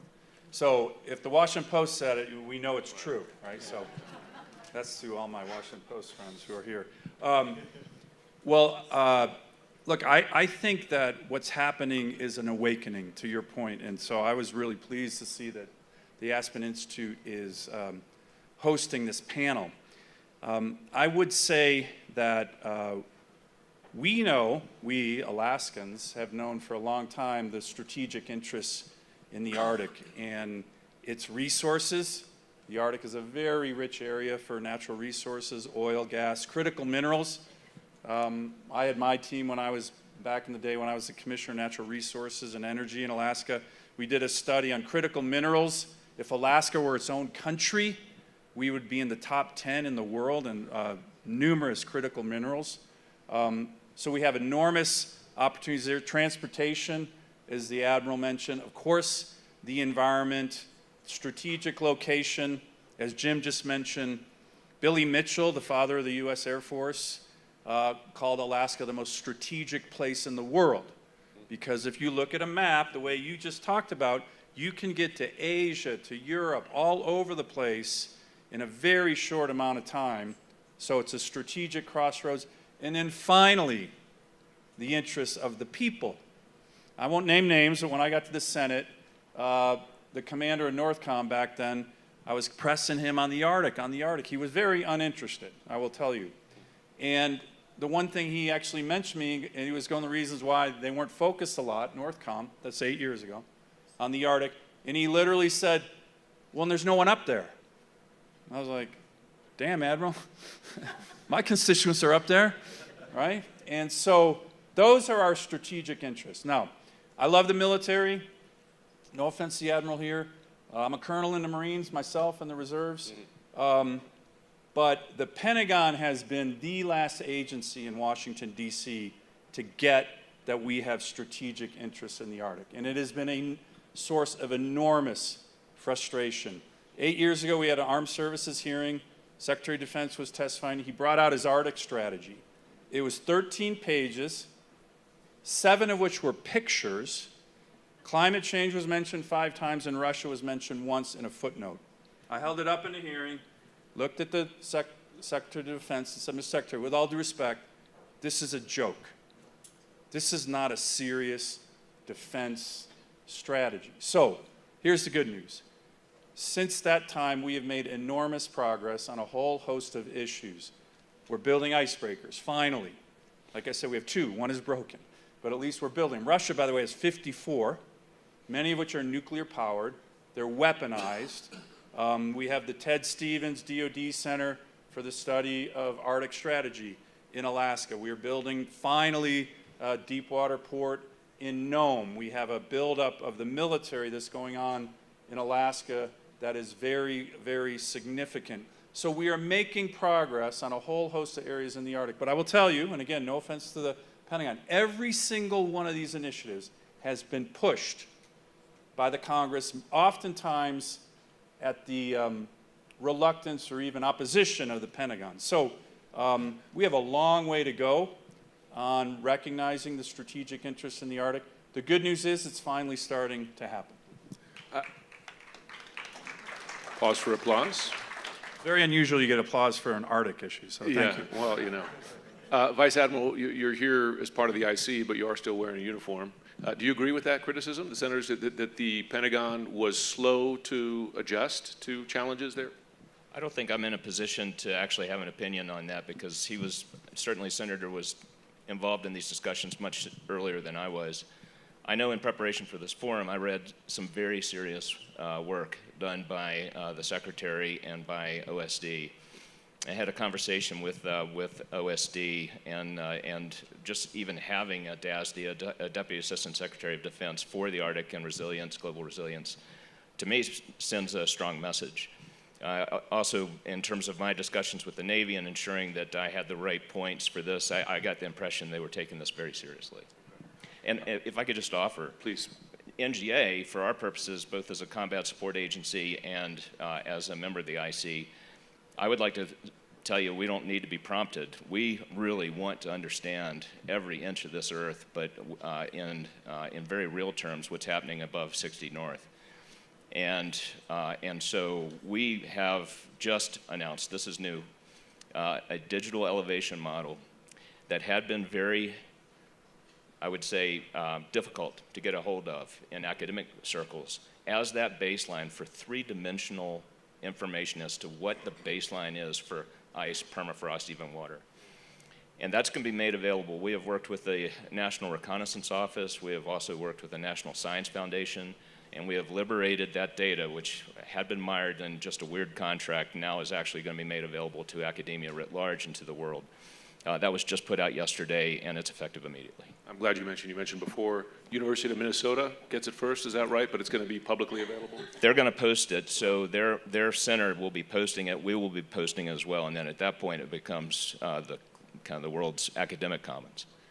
Esther, the effects of climate change appear to be accelerating, which I imagine means that the effects on the Arctic will accelerate. Less ice, more corridors for shipping, et cetera. Is the U.S. and its partners ramping up quickly enough to adjust to the new pace of change up there? Indeed, that the activities are moving much more quickly. I will note some things that are already underway in some areas for improvement. First, just to complement the conversation we just had, we should know that there are additional federal assets that are part of the United States presence in the Arctic. One of them is indeed that to say that they are polar security cutters, which are also operated by our colleagues in the Coast Guard, which of course is part of the Department of Homeland Security. So that is one of the places where we have assets for the Arctic. The other, of course, is the Department of State, and that Secretary Blinken, when he was in the Arctic, in the Nordic region recently, of course announced that we'll return our diplomatic presence in Tromsø as well. So again, we have to play with all of the U.S. assets in terms of being involved in the Arctic. I would also note that it is helpful to have the data that you describe. That looking at climate change in particular, we want to be able to have some clear measurements, and so that will be a real asset to people who are following this issue in particular as well. And data works. Whenever I speak to climate change deniers, I say just ask the Navy, because it's on their website, right? Effects of climate change and how that has impacts on a number of national security challenges, et cetera. Anyway, I don't know if it works, but I try. And just to say that then there's the question of the debate about what will navigation actually look like?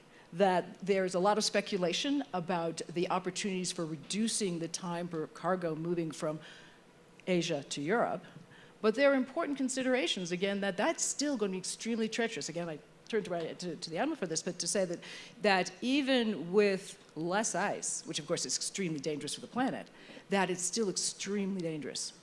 And so that's, we're all getting mailers, at least I am, and my husband will tell you that I'm gathering them, for sailing in the Arctic for cruises. I think we need to be rather sober-minded about sending civilians in that area. We'll be swimming in the Arctic. Senator Sullivan, for a brief moment, a few months ago, the Arctic was very much in the news when a certain inflatable came across and over the north and over the U.S., and then basically anything that was floating in that space got shot down for about a week. It appears that there was a vulnerability, if you want to call it that, in near space that was exploited. Has the U.S. military, has the U.S. plugged those holes? No. And it's a great question because the issue of domain, this is another reason why the Arctic is so important. The issue of domain awareness for any kind of weapon system that's going to be coming to potentially threaten the United States, every single one of those weapon systems, if they're coming to threaten Chicago or Aspen or New York or Miami, they traverse over Alaska. That's just the geography. That's ballistic missiles, that's hypersonics, that's cruise missiles. These are all threats. We have all the missile defense systems for the United States. Pretty much everything is based in the Arctic, or in Alaska. The ground-based missile interceptors, the radar system. We have a brand new long-range discrimination radar site that's the most sophisticated in the world.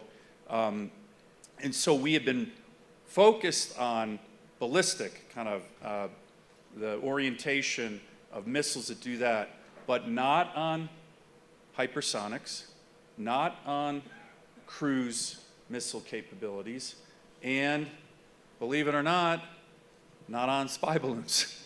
And so that was a wake-up call with regard to domain awareness. And again, when people say, well, we don't need those systems just protecting Alaska, they don't just protect Alaska, they protect the whole country. The NORTHCOM commander, the outgoing NORTHCOM commander, General Van Herk, I think has been doing a really good job on this. He has been raising the alarm bell on domain awareness in the Arctic, in Alaska, for the whole country. And I think this was a real demonstration of our vulnerabilities. I believe he spoke here last year on that topic, Van Herk. Question, since you're a satellite guy, at the time there was some question about what additional capability you get from that altitude versus being up in Earth orbit. Is that a space that, obviously you're closer, right? How much of an advantage is it to be observing? What do you gain in terms of communications intercepts, et cetera, at that altitude? Given the sovereignty issue of being over the United States, which is an advantage we don't want anyone to have, at the same time, if you are closer, certainly, from a resolution perspective and from some other forms of collection, there are going to be some advantages there. Where I think that NGA has a role, certainly in domain awareness, is actually in the art of early warning. And so our people are looking at all of the places that could actually launch these things that we care about, so that we actually have a conversation and can do what we're supposed to do to prepare well in advance. And so I will tell you that whether it's for the northern latitudes or it's for INW related to Russia-Ukraine and vertical escalation, I'm really proud of the people who go to work every day and every night making no assumptions about anything. Is there, with the advent or the return of great power competition, there's an enormous amount of focus on potential flashpoints between the superpowers. Of course, discussion about whether there will be vertical escalation, horizontal escalation from Ukraine, Taiwan. Does the U.S. go to war over that? Esther, is the Arctic a potential space for global power conflict? And could be accidental, right? I mean, a ship runs into another ship, a sub runs into a sub. Unfortunately, all areas to some extent pose a danger for escalation. And so that's why it's important that we try to have as much information as we can have and channels for communication. That obviously it's with our adversaries that we have to have some channels of communication. I'll just note that amidst many of the changing aspects in the Arctic is one concern about a loss in one of the places where we had a chance to communicate. And that's the Arctic Council, which again does not focus on security issues. It does focus on scientific exchange and environmental issues, but it brought together all 8 members of the Arctic region, all those who have territory above within the Arctic Circle. Whatever the future of that particular body, and we're glad that our allies Norway are now the chairs. Unfortunately, Russia was the chair during the time of their invasion. I want to make sure that we still have those channels for communication and that we have multiple ways of avoiding conflict in the Arctic, because indeed we have economic strategic interests. And we know that Russia, they have 25,000 miles of coastline in the area. They're going to be in the region. Obviously, China is as well, and that is a deep concern. Sounds like you had a thought. Did you want to add? Well, with regard to the great power competition that's occurring, some of you may have seen last year, Russia and China conducted a joint naval operation off the coast of Alaska. And it took us a long time to have assets, and they were Coast Guard assets, that could respond. But I'll just make one final point that I think is an important one, Jim, and it goes back to geography and your point about the map. You know, it's not just the Arctic, but the Arctic kind of spills into Indo-PACOM. When you look at the combatant commands in the US military that have oversight or a piece of the Arctic, essentially a piece of Alaska, it is a real kind of smash-up derby. Admiral Aquilino was here a couple days ago. He owns the forces in Alaska. We now have over 100 fifth-generation fighters. We have a new 11th Airborne Division. I mean, we have a lot of assets. NORTHCOM obviously owns the ground. EUCOM focuses on the main threat for the Arctic right now, which is Russia, and STRATCOM is very much focused on the missile defense. So you have right there 4 combatant commands that play a critical role in the Arctic. In some ways that's good, and in some ways that's not good, because then you kind of lose the focus. And to me, that the strategic location of our military forces, you know, the forces base, a lot of people don't know this. You'd be amazed how many 4-star admirals and generals don't know this. The forces based in Alaska are closer to Korea, closer to Japan, closer to the Taiwan Strait than our forces based in Hawaii, than forces based in Australia. So there's just a whole orientation that is often missed when it comes to the Arctic, and again, to your point, how strategic it is. And I will say on the communications point, I was in Taiwan recently, I was in the Baltic prior to that, Eastern Europe, and everyone mentions to me that the channels between the West and Russia and West and China, just many of them just aren't there anymore, and both at the diplomatic level, but also at the mill-node level, which gives great concern about how you diffuse, you know, potential spots for escalation. If someone has the briefest question, I would love to go. I just like to do it every time we do one of these because there are a lot of smart people here. 30 seconds, 30-second answer, just out of respect, and then we could move on to the next panel. Maybe the gentleman right here.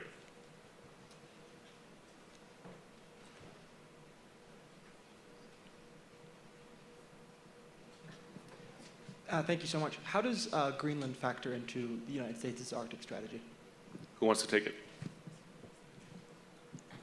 I'll say 2 quick things. First, of course, the Greenland ice sheet is extremely important as a whole factor related to climate change. The other is renewed interest in what we used to know from the Cold War, of the importance of the Greenland, Iceland, UK gap, and thinking about resupply from North America to Europe. Thank you. Submarines, too. And I would just add, kind of more broadly, it was already mentioned, and it was mentioned very much in this Washington Post story, the new membership of NATO, with regard to Sweden, with regard to Finland, the northern flank of NATO is a really important strategic area, which is the Arctic, and I think that one of the many miscalculations that Putin did with his barbaric invasion of Ukraine is now his northern flank and our northern flank in the Arctic is much more strengthened.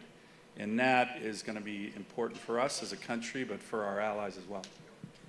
We don't talk much about intelligence sharing, but in this context we should.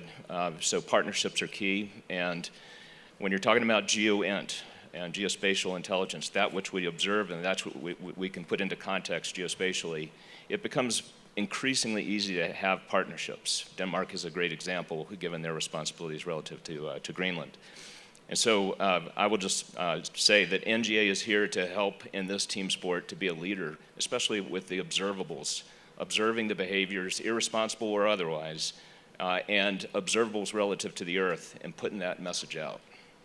Admiral, fellow, Senator, thanks so much to all of you. Appreciate you joining us. Thank you.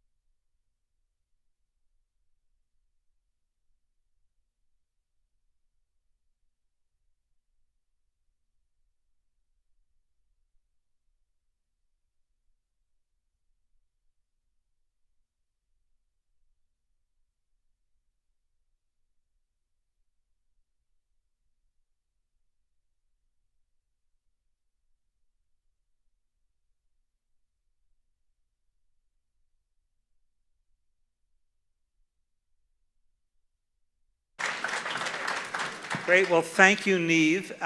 We can tell always who are the hardy, true Aspen security aficionados. It's always the ones who are, left over on Friday morning, and have not. For the arms control panel. Right, for the arms control panel. Right. We're here to cheer you up before Jake Sullivan comes on. So there you go.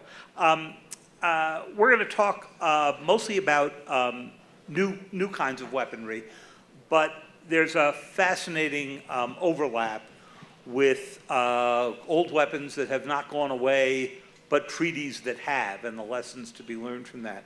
So, Secretary Esper, maybe I will start with you. So, at the end of the Trump administration, you saw a Chinese buildup happening of nuclear weapons after decades in which they had kept a minimum deterrent. We heard President Trump suggest a few times that he would not renew the New START treaty, the last big bilateral arms control treaty we have left, unless China came in. The Chinese said they weren't interested in discussing any of this. So start us just briefly by telling us what you saw, why the Chinese were building up, and why it is that you all thought that the Chinese might be willing to be part of that treaty.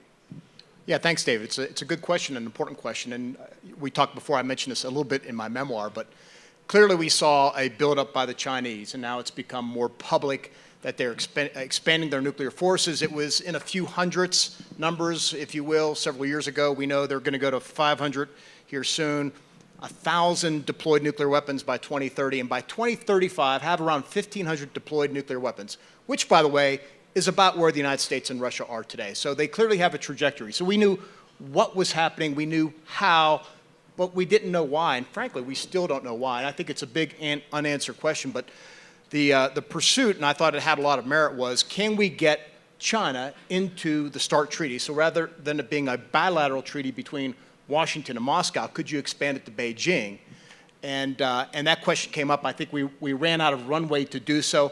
I see a lot of merit if we can, principally because we would learn more about their systems if they had to abide by the same verification, reporting, other regimes that we have done so with Russia now for decades, if you will. And tell us a little bit about how, in your minds, that would spill over, or wouldn't, to the range of other Chinese-related and Russian-related weapons that we've been concerned about in recent times. Anti-satellite, bio, cyber, hypersonics, which could be used with either conventional or with nuclear warheads. All of those new technologies, would you try to sweep them into a similar negotiation? Do you think that because many of these don't lend themselves to treaty, you'd have to go deal with them differently? Well, the first issue you have to confront in any treaty consideration is it in our national security interest to do so? And then you have to ask yourself, can we build a verification regime sufficient enough to give us confidence, or through our own national technical means? But look, I think the difference here is we have decades of a relationship between us and Moscow through both the USSR and later, of course, Russia today, that we understand these things. We have multiple treaties with them, both bilateral and multilateral. They're cheating on most, if not all.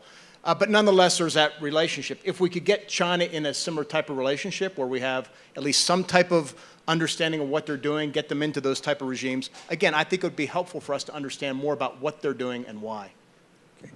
So, Bonnie Jenkins, let me turn this to you. So, they came to you at the beginning of the administration. They said, okay, so we've got to figure out a successor to New START. You've got to go get the Chinese to sign on to this as well if it's going to be truly useful along the way. Since that time, the Chinese have said, we're still not interested in doing this. We're engaged in a pretty nasty war in Ukraine with the Russians.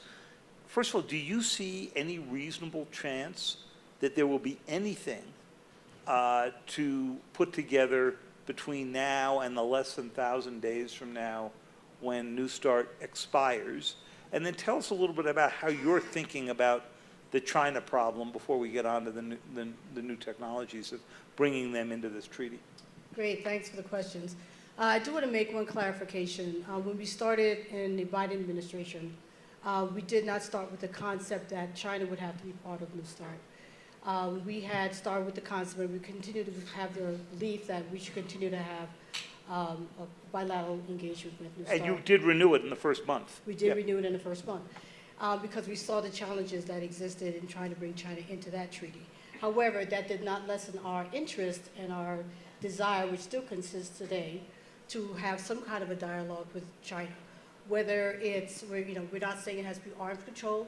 We want to do something where there's risk reduction, crisis management, some kind of engagement with the PRC so that there's an understanding of what's happening. We can answer some of the questions about why they're building up, and just to reduce miscalculation that could possibly exist because there's so much question about why they are building. And so we need that kind of connection. We need that kind of conversation. So that remains something that we're very important for us. As far as the New START right now, as probably everyone knows, Russia has suspended illegally suspended their participation in the treaty. But one of the things that they have said is that they are going to continue to abide by the numerical limits. There are a number of things that they have not done in terms of notifications, and we have done legal reciprocal actions in response. But we are still very interested in New START. We think it's still very much in our interest, and that's still in the interest of Russia. And we still want to continue to have the implementation of this internationally binding document that we have with Russia. However, as you said, we are still thinking about China. We do recognize the buildup that they are doing, and we still want to have some kind of dialogue with them, and we continue to press for that. And as your office thinks about what new technologies might be controlled by treaty and others for which you're just going to have to find other means, norms of behavior, some kind of non-treaty inspections and verifications, how do you divide those down? Think of the range of things you have that are now not regulated at all by treaty. Yeah, thank you, Eric. I'm glad you used the word range because the way we are looking at reducing risk in the international system, which is really what we want to do. We want to prevent crisis. We want to prevent miscalculation. And so when we look at these new technologies, we have to think about what are the tools that we need to address these new technologies. And they may not be the ones we've done in the past. So legally binding documents, which are still needed because we still have the norms, we still have the years of countries abiding by these treaties. Vast majority of countries abide by the Nuclear Non-Proliferation Treaty, Biological Weapons Convention, Chemical Weapons Convention. These are still important treaties, and they still remain valid. However, we have new challenges. We have new domains. We have new emerging technologies. And as a result, we have to think about how do we address these. And they may not, and they don't necessarily fall into areas where you have traditional treaties. We have to develop norms. We have to develop responsible behaviors, guidelines that countries should be looking at in terms of how they develop these technologies that will have to include industry and others. So it's a different way in which we have to provide for the underlying thing that we always continue to want, which is to reduce risk in the international environment. We just have to figure out how do we do it now with these new challenges. Okay. So Anya, nobody in Silicon Valley that I know thinks more subtly about the intersection of AI with all of what we've been discussing than you do. And you've written a lot of really fascinating things on this in the past couple of months. So tell us just a little bit about where you think AI intersects with this and may upend some of these more traditional approaches that Bonnie just described. Yeah, thank you, David. And I got to start with a caveat. I am not an arms control expert. We rest on the shoulders of giants here. Sam Nunn, who couldn't be with us, Joe Nye, Steve Hadley, really the entire Aspen Strategy Group, which has done so much for traditional arms control over decades. But I do work a lot at the intersection of national security and new technology. And, you know, I've been optimistic all week here. Get ready to be terrified. So here's how AI intersects with everything else. As these generative AI models get more and more effective, they can also write malicious code. David knows this better than anyone. He's written the book on it. So that's a problem. You can also help, of course, with cyber defenses AI will help with cyber defenses, and Palo Alto Networks, other companies out in Silicon Valley are already working on that. So that's problem number one. Problem number two, lethal autonomous weapons. This is the killer drone swarms. They're not quite here yet. The US has really been holding the line on keeping the human in the loop. But in Ukraine, where necessity is the mother of invention, we're very close to having drones that both target and attack without human intervention. You had just a week or two ago the first dogfight between two unmanned drones. So this is happening. It's not controlled.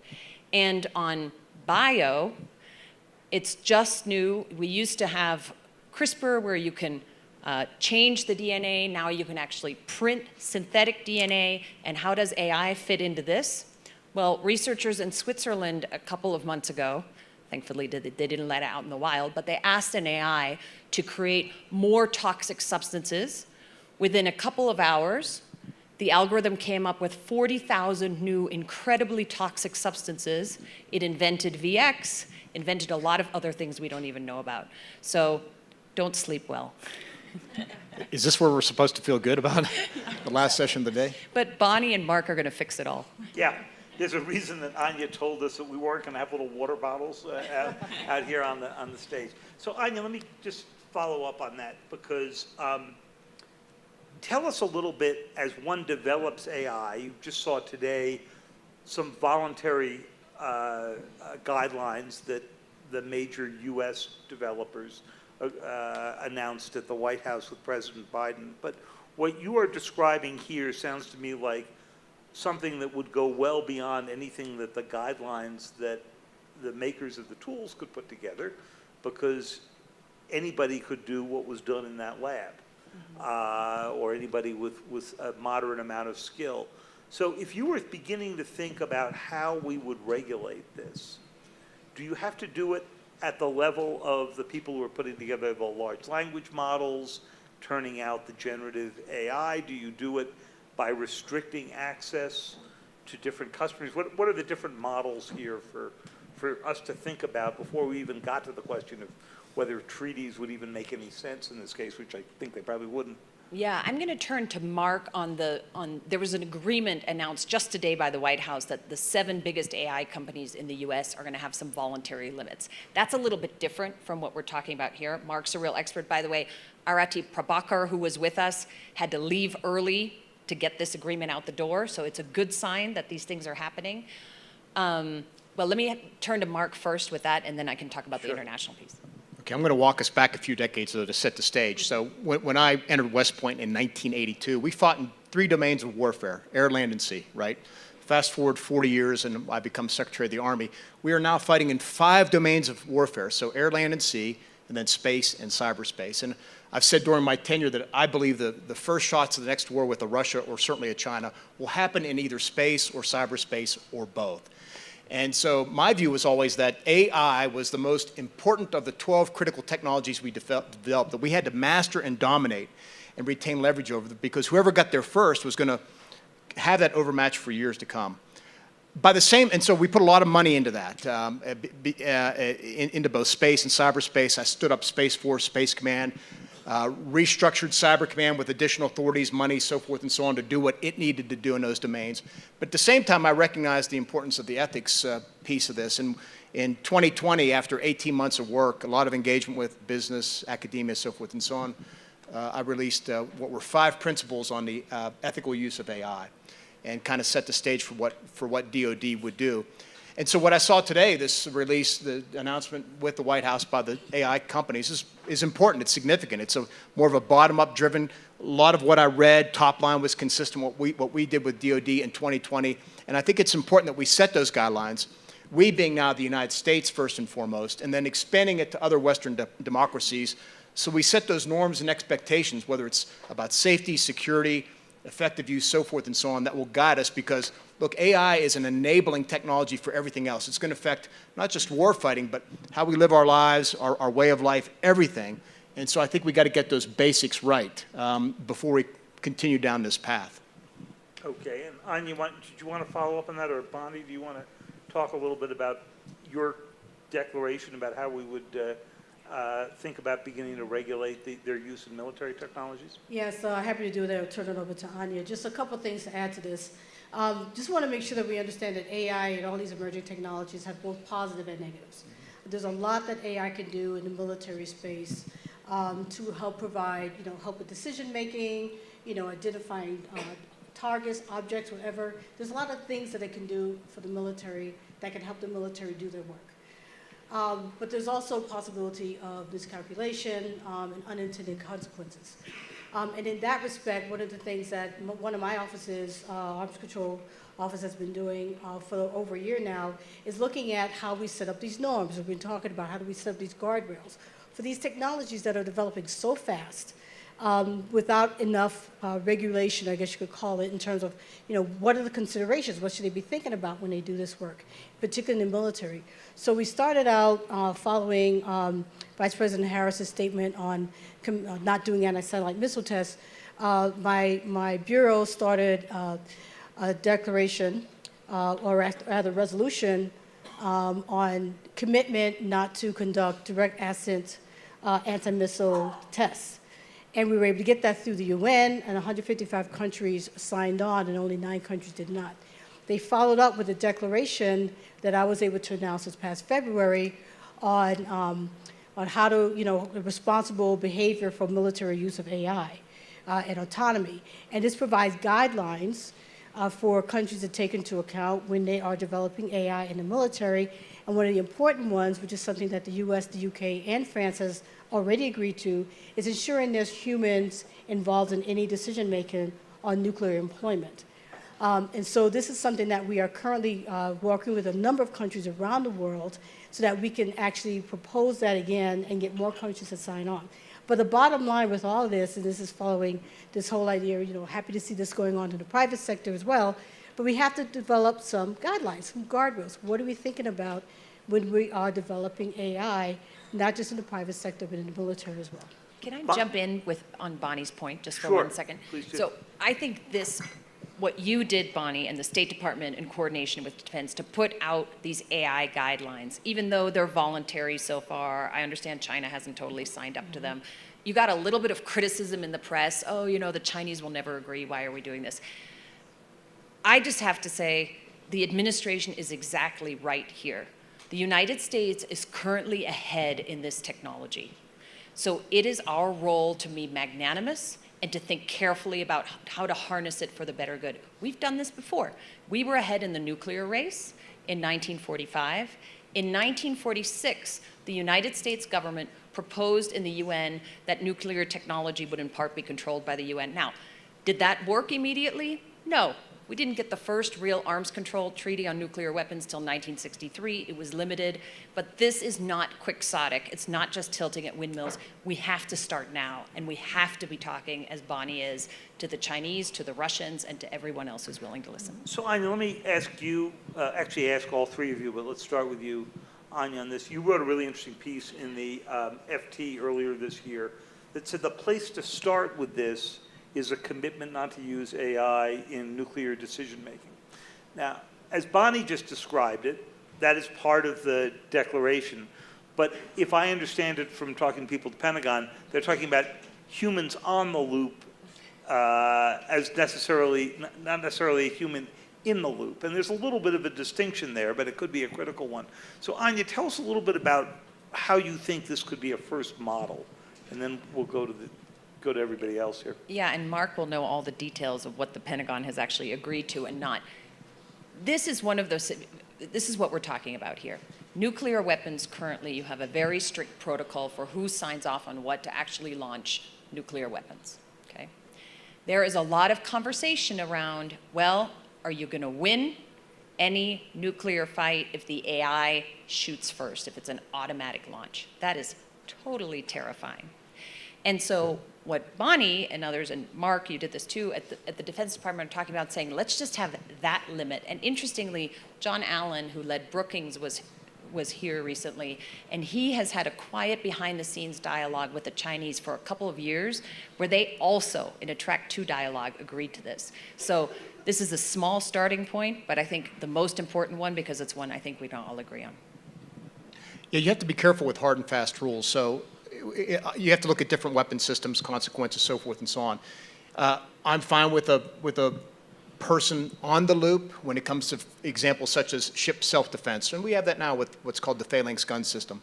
Very clear, we know how to discriminate what's going on, so forth and so on. But with regard to nuclear decision-making, you want a person in the loop. Now, how does, we think about in terms of decision-making, but this is where you can leverage AI, and the firm I work with, Red Cell Ventures, which is AI-based, really heavy into both healthcare and defense. We're thinking about a wide range of issues, but when it comes to nuclear decision-making, think about using, first of all, accumulating large amounts of data, which is what DoD needs to do now. Currently, DoD produces each day about 20 terabytes of data, and yet we're not using most of that. But in the nuclear context, could you put that in a central repository, label it, identify it, and then be able to use it to help tell you what's going on with an adversary? Are they moving toward a nuclear type of option? And what are those indicators? Can improve our understanding of what the enemy is doing, and then if something happens, help us with identification, discrimination, so forth and so on, to speed our decision making, because in a nuclear conflict, you only have so much time to decide what you're going to do or not do. So there are different ways to think about that. It's not just do you push the button or not push the button, but there's a whole lot of enabling things that can happen well before you get to that point in time. So Bonnie, Mark's raising a really interesting point, which is one of the things these enabling technologies can do is, even if you have a human on or in the loop, you have shortened your decision space, right? Because your adversary may be using AI-enabled decision-making on how they're doing it. So how do you approach this as a problem as you think about how you would get a agreement to keep AI away from the nuclear decision-making, and how would you verify that? Well, I think one of the important things is to continue to work with countries to focus on this particular thing and try to, you want to bring this into these conversations and into these discussions. One of the things I want to highlight is National Security Advisor Jake Sullivan made a speech earlier in June where he highlighted the potential discussion with the Nuclear Five on a number of issues, and one happened to be on this issue about nuclear decision-making and the use of AI and the use of in nuclear decision-making. And so in these type of environments where you can have these kind of conversations, this is where we try to address these issues. This is where we try to tackle these kind of issues. On the verification side, this is one of the reasons why trying to do something like this through a treaty has some limitations. As we try to develop, continue to develop AI and continue to develop verification possibilities, we're not there yet. We're not there yet in many respects. I mean, one of the things that we're doing at state is funding through our V Fund. Governments are working together with NGOs to figure out how we can increase verification by using emerging technologies like AI. So we're hoping that there's things that we can do to verify all of these type of new emerging technologies. But in many ways, we're still not there yet. And that's one of the reasons that puts a limit on how much we can do in terms of traditional treaties.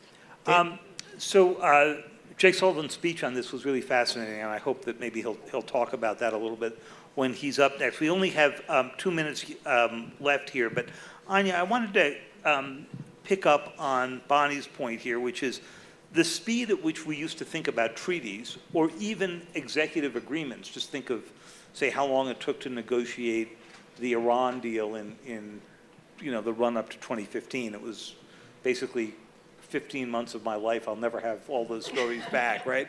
I'm sure it felt much longer for the negotiators. But here we've seen a speed of development where it would be ridiculous to think about a treaty process, and it might be ridiculous to think about formal government-to-government agreements, since many of these technologies are in the hands of non-governments. So how do you begin to think about that? I don't think it's ridiculous at all, but it has to be an all of the above approach, and you're seeing that happen. So you're seeing pretty strict export controls by the United States on the most advanced chips. They're slowing down a little bit Chinese development of generative AI models.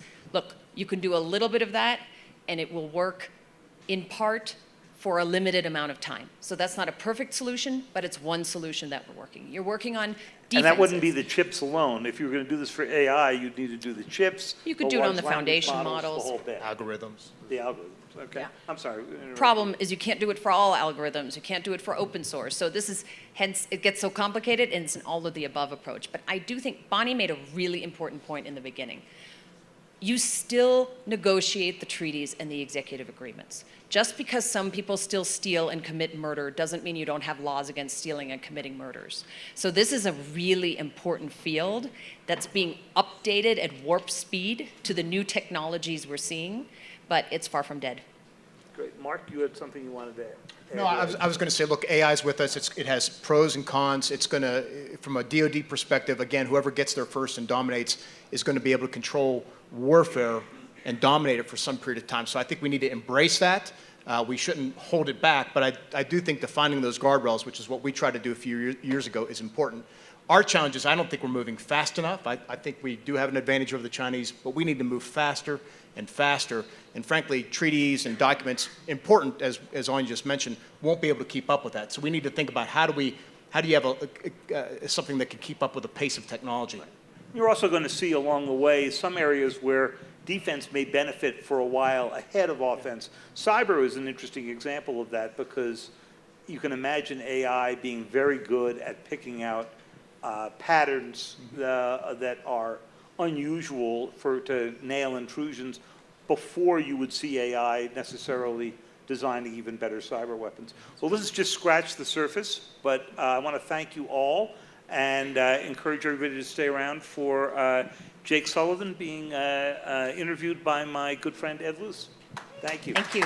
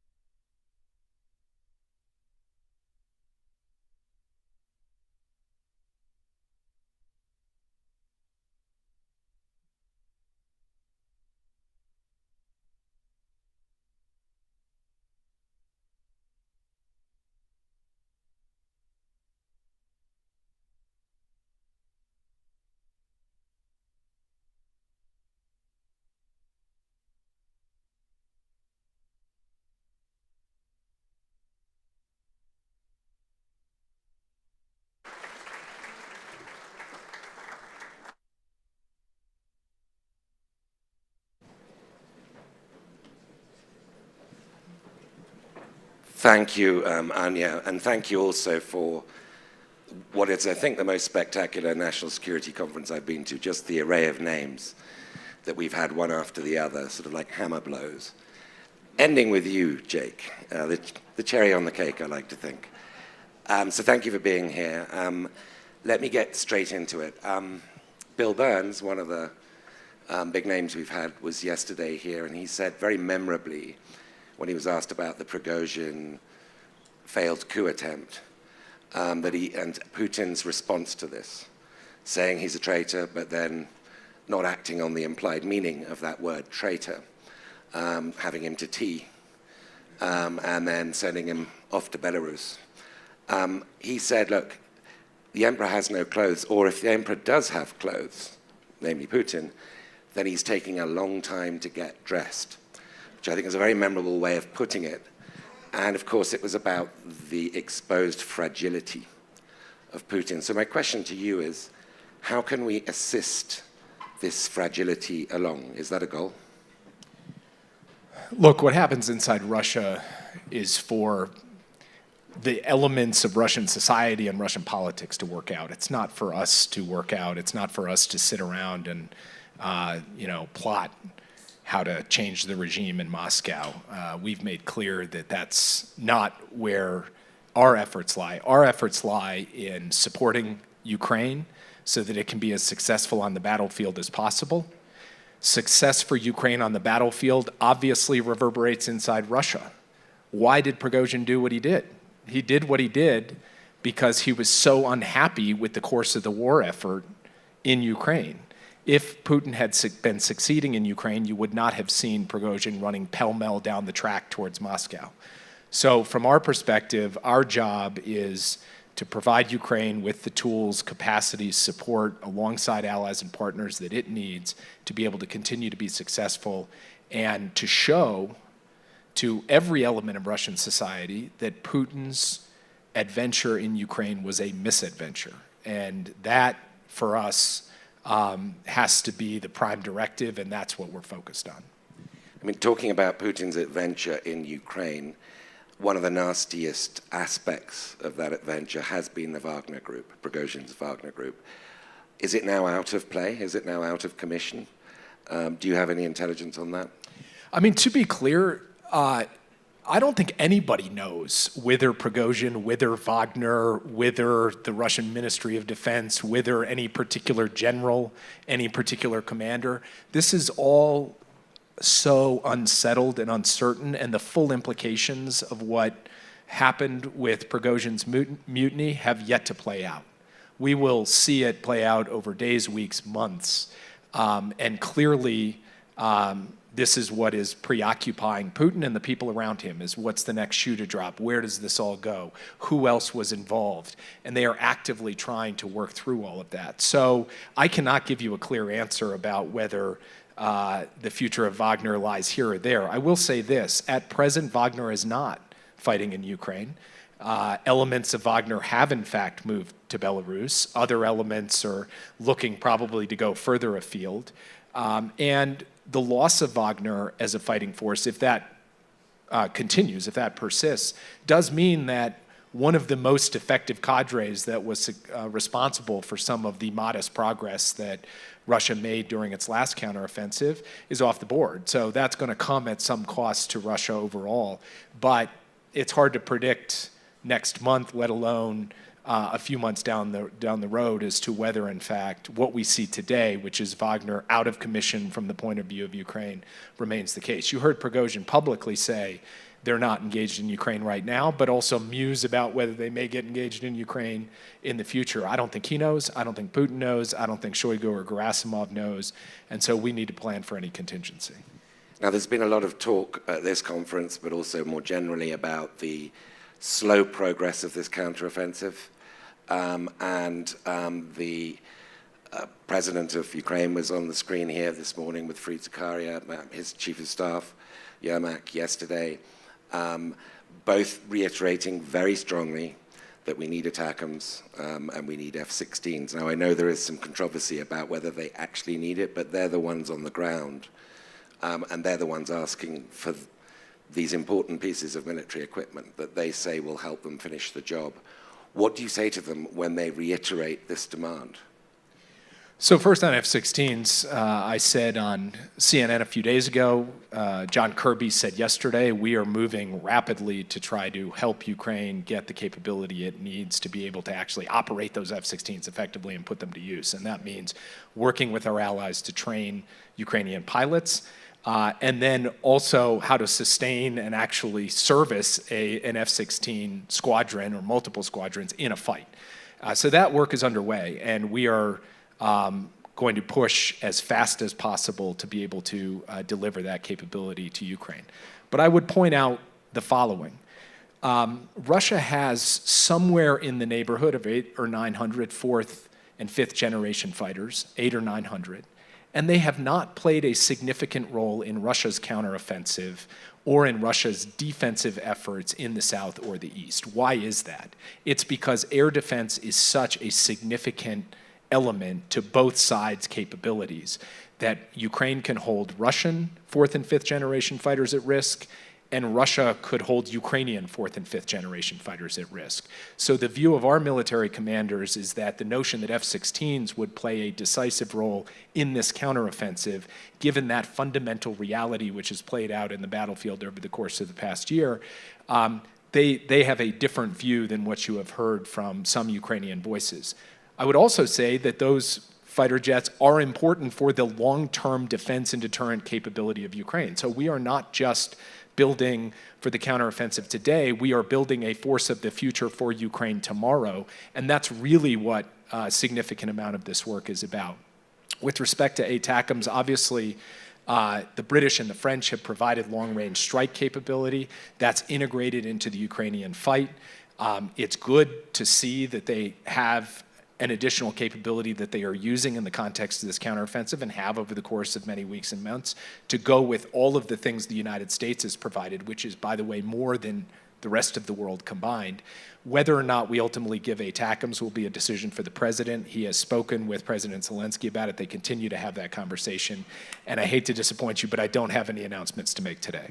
Okay, but let me just press you a little bit more on that. I mean, it is fair to say, if you go with the Ukrainian narrative, that we were more cautious earlier in the war about what we gave them, tanks, HIMARS, etc. And then whoever was drawing that red line for Putin, is clearly running out of red ink because the red line keeps retreating. And ATACMS, it's perfectly reasonable for them to push for something, seeing as how you've pushed the red line, or your perception of where Putin's red line is, back gradually. Isn't that a fair perception of? And isn't the Prigozhin attempted mutiny and Putin's failure to be what Bill Burns memorably calls, so far, the apostle of payback, doesn't that cause us to further reappraise where Putin's red lines are? Look, we have to be a learning organism. We have to watch. We do something, Russia responds or doesn't respond. We do something more, Russia responds or doesn't respond. That is sensible statecraft. And so yes, of course, over the course of the past 16 months, we have not just remained static. We have been dynamic as this war has been dynamic. And actually, if you think about the course of this conflict so far, what we have tried to do is provide Ukraine with the capabilities it needs for the given phase of the war. In the early phase of the war, the defense of Kyiv, it was really about anti-tank and anti-air, the Stingers and Javelins, because that's what stopped the advance in its tracks. In the second phase of the war, it was really about artillery capacity to be able to halt the Russian advance in the Donbass. In this phase of the war, it's a counteroffensive. You need mobility, you need infantry fighting vehicles, you need tanks, you need combined arms operations, mine clearing equipment, breaching equipment, and so we have given that to the Ukrainians in droves. So from our perspective, we have not just looked at the question of what capability to provide to Ukraine through the lens of what will Russia do. We've looked at what is necessary for a given part of the conflict. How do you train and equip the Ukrainians to be able to execute that given phase of the conflict as effectively as possible? And then finally, I would just make the point that there is kind of two caricatures that I think are just wrong. One caricature is that the Biden administration is sitting around unwilling to provide things because we're worried about the Russians. I think that is belied by the sheer magnitude, breadth, and sophistication of the capabilities that we have provided Russia. We have been prepared to take risk, and we will continue to be prepared to take risk to provide support to Ukraine. On the other hand, there's a caricature that says, don't worry at all. Don't even ask the question about what Russia might do because, you know, that just betokens weakness and why would you even consider that? Well, it is responsible for every member of NATO and for the United States to think about the Russian reaction when we choose to do something because that matters for our security, it matters for global stability. So don't be paralyzed by it. Consider it, and then make decisions accordingly. That is the clear and systematic way that we have approached the question of a security assistance to Ukraine at every point in this conflict. That will continue to be what guides the President of the United States. And we are proud of the type, quantity, and capacity of the materiel, the intelligence, and the other forms of support we have provided to Ukraine. And we will continue to give them what they need because the ultimate asset in this war above all others is the courage and bravery of the Ukrainian fighters on the front lines and the people who are standing up every day there. And we want to make sure that they have what they need to succeed in this conflict. And that, having what they need, recently has included cluster bombs. Could you explain, in your understanding, what the military value to them will be of cluster bombs? What are they going to use them for? Well, I would divide the question of military value of cluster bombs into two categories. One is, what do cluster bombs do that unitary rounds of .155 ammunition don't? And the second is, what do cluster bombs do as opposed to having nothing? And the reason I raised the second point is because we have to date provided an overwhelming amount of .155 ammunition to Ukraine, collectively from around the world, from US stocks, allied stocks, partner stocks, more than 1.5 million rounds of .155 ammunition. The total amount in our stockpiles has come down. The monthly production of .155 is not today sufficient to meet Ukraine's needs for offense and defense in Ukraine. We recognized that several months ago and began the process of ramping up .155 production quite dramatically so that we could reach a point where monthly production would meet all the needs necessary for Ukraine, for us, and for everybody, for all of our allies and partners. But that takes time. You'd be surprised by how much time. I think a lot of us think about the World War II concept of Rosie the Riveter and rolling tanks and planes off the production lines that were converted from being car factories, and we did that in a matter of months. The sheer sophistication of these rounds, the supply chains, the workforce, the contracts, the time it takes to get from X thousand rounds today to triple X thousand rounds is not a matter of weeks, it's a matter of months. So we have a gap. And we need to fill that gap so that Ukraine is not defenseless because we are not going to leave them defenseless. So that is why the president decided that to bridge that gap, we would provide cluster munitions because the alternative to providing cluster munitions was them not having enough bullets. So the single biggest military value is that it sustains their artillery capacity in a war that is fundamentally an artillery fight. But in addition to that, of course, cluster munitions do provide a better capacity to defend an onslaught from the Russians. And by the way, we are not just focused on a counteroffensive. We are focused on ensuring the Russians cannot attack and overrun Ukrainian positions along the front line of trace. And of course, it creates more opportunities in a counteroffensive to spread the fire more broadly. And so for that set of reasons, the president ultimately determined, and it was not an easy decision for him, but made the decision that this was something we were going to provide Ukraine, and we have delivered them. They are now using them. Okay, I mean, one of the explanations for why the Ukrainian counteroffensive hasn't, and I'm going to get onto China and other issues in a moment. I just want to press one more question on this. One of the explanations is that they haven't put a majority of their combat brigades into action yet, and they might lack ammunition. So I presume this is part of that calculation. It gives them more ammunition to blast through those very thick minefields and fortifications that Russia has laid over the last winter. Is it your understanding that the real counteroffensive is yet to come? Boy, I cannot say yes to that question because the real counteroffensive began the day the first Ukrainian hit the line and put their life on the line, and there have already been significant amounts of casualties and deaths of Ukrainian fighters in this counteroffensive. So it is well underway, and it is hard going. And we said it would be hard going because there are these layered defenses and minefields and other obstacles for the Ukrainians to work through. But it is also the case that Ukraine has a substantial amount of combat power that it has not yet committed to the fight. And it is trying to choose its moment to commit that combat power to the fight when it will have the maximum impact on the battlefield. And we are in close consultation with the Ukrainians on the conditions for that, but ultimately that's a decision they will make. And it is at that moment when they make that commitment that we will really see what the likely results of this counteroffensive will be. All wars come to an end, and it's responsible to think of them. Track 2 is one way of doing it. Richard Haas has recently been doing that with a group of people, and Lavrov. I don't know whether that is significant from your point of view. I guess my real question is it possible to achieve a credible peace, and one that we believe is lasting and would recommend the Ukrainians accept whilst Putin is president of Russia? Well, it's hard to say right now what the conditions would be for a credible peace that would be acceptable to the Russians, because from our perspective, a credible peace requires that the basic principles of the UN Charter be honored. What does the United Nations Charter, which all of us signed up to, including the Russians, say? It says that sovereignty and territorial integrity are sacrosanct. It says you cannot take your neighbor's territory by force and conquest. And from our perspective, that has to be a fundamental principle of a peace between Russia and Ukraine. Can Putin ever accept that at the bargaining table? I cannot answer that question. He's clearly not prepared to accept that proposition today.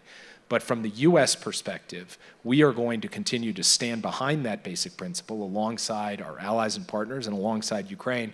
And then ultimately, Ukraine will make a decision about when and if it chooses to negotiate, in what conditions, for what outcome, and we will support them in that. In the meantime, it's about putting them in the best possible position on the battlefield so that they are in the best possible position at the bargaining table when they choose to go there. They are, as you say, in an existential fight, which is not what we're all in. We're in a larger battle, a larger principled support of their fight, but they are seeing the whites of Russian eyeballs. So understandably, they do things we might not want them to do. One of which everybody seems to know, but the administration hasn't yet conceded, is Nord Stream 2. Isn't it time, for very understandable reasons, it seems Ukrainians did sabotage that. Isn't it time to concede that that's what happened for very understandable reasons? Well, as you know, there is an ongoing investigation in multiple countries in Europe. And the last thing that I'm going to do to our allies in Europe is front-run an investigation that they are conducting. We'll let that play out. We'll let them lay out the results of that investigation. And I'm not going to prejudge what that's going to be. Okay, I had to ask. Let's move on to China. It's been a pretty rocky, topsy-turvy year. And the Chinese spy balloon, etc., I guess the sort of carryover from Pelosi's visit to Taiwan last year, all wiping out whatever progress President Biden and President Xi made in Bali.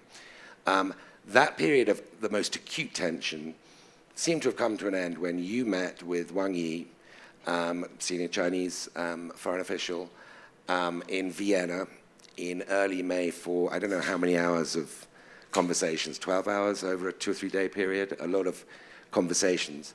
What is it about you talking to Wang Yi, because this isn't the first time, that tends to lower the tensions? What passes between you that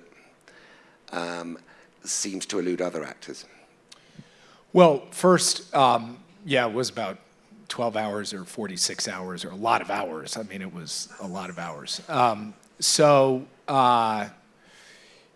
First, I do think that there is some value in a channel that is relatively low-key, where there's not press. We didn't even do a camera spray, let alone have a larger press conference associated with it. So it allows for a frank and candid interchange of ideas where we don't then have to go out and intermediate what we said to one another through the media or score points or do things like that. So I think that matters. That's point one. Point two, I think there was a gap in that period between perception and reality on both sides about what our intentions were towards one another and towards the relationship. And so actually being able to sit down and say, this is what we're about, and this is not what we're about, in a way had a brush clearing kind of quality to it that then paved the way for Secretary Blinken to be able to go and sit directly with President Xi and other senior Chinese leaders, for Secretary Yellen to go to engage on the economic file, and of course, most recently, Secretary Kerry. Don't forget Henry Kissinger. And of course, former Secretary Kissinger, though he was representing himself and not the US government. Part of it also is about just being straightforward. Wang Yi raised a set of concerns about what the US is doing, has done, will do. And I had the opportunity to say, here's why we've taken actions we've taken. Here's why there are further actions we will take and how you should perceive them. And here are ways in which we can manage the relationship effectively. And here are ways in which the US and the PRC could effectively work together on issues of common interest.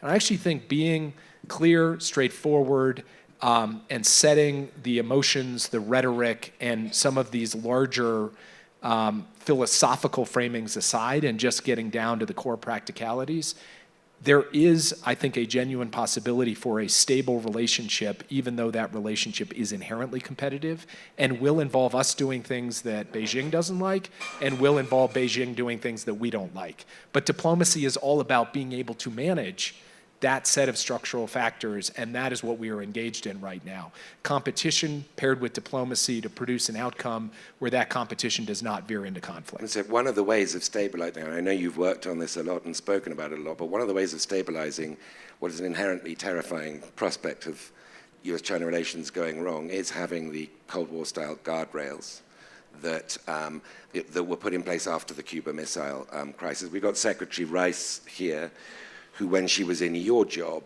in 2001, early into the Bush 43 administration, had that moment of tension where US pilots were forced down and essentially held hostage by the Chinese for several days. Even then, in a pre-9/11 era, that was a moment of great tension. Today, seems to be a far higher likelihood, given the traffic across the Strait and the South China Sea, and the freedom of navigation patrols, etc., a far higher likelihood of that happening, and yet we still don't have any guardrails. What will it take to persuade the Chinese? I mean, when you talk to Wang Yi, what does he say when you say we need guardrails, and does he just say no? Well, I think one thing that the PRC likes to point out is to say, the equivalent of, this is not literally what he said, because I don't want to read out his conversation. So just to be careful that I'm not, violating what we do inside the room. This is just kind of my characterization of the overall Chinese attitude on this, which seems to be something along the lines of the following. If you wear a seatbelt in a car, you're going to be incented to drive faster and more crazy, and then you'll have a crash. So in a way, better not to have the seatbelt. And we regard that as, so that the concern about guardrails is guardrails means then you can act, the United States can act more, take on more risk because there's some safety net under the high wire you're walking along, or whatever other analogies I can mix while I'm up here. But you understand that's the basic logic of it. And what we have tried to explain is actually the seatbelt is a great analogy, because wearing seatbelts has dramatically lowered the costs and consequences of car accidents, and is an inherently good thing in international relations as it is on the highway down the street.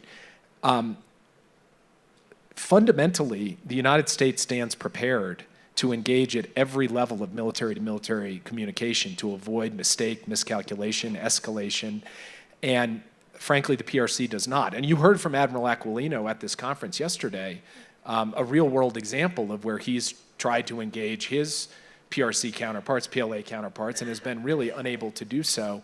And so from our perspective, this is about kind of basic responsibility. We're prepared to step up to our responsibility. We believe the PRC should do the same. The fact that they haven't, I think, is something that they need to answer for. I mean, to just put the Chinese case for a second, they're saying you've sanctioned their defense minister, Li Xiongfu, and that's their pretext. That's their reason for him not meeting Secretary Austin. Wouldn't it be pragmatic, given the larger interests and risks involved, just to say, okay, under our law, or under the Treasury Department's discretion, we sanctioned you.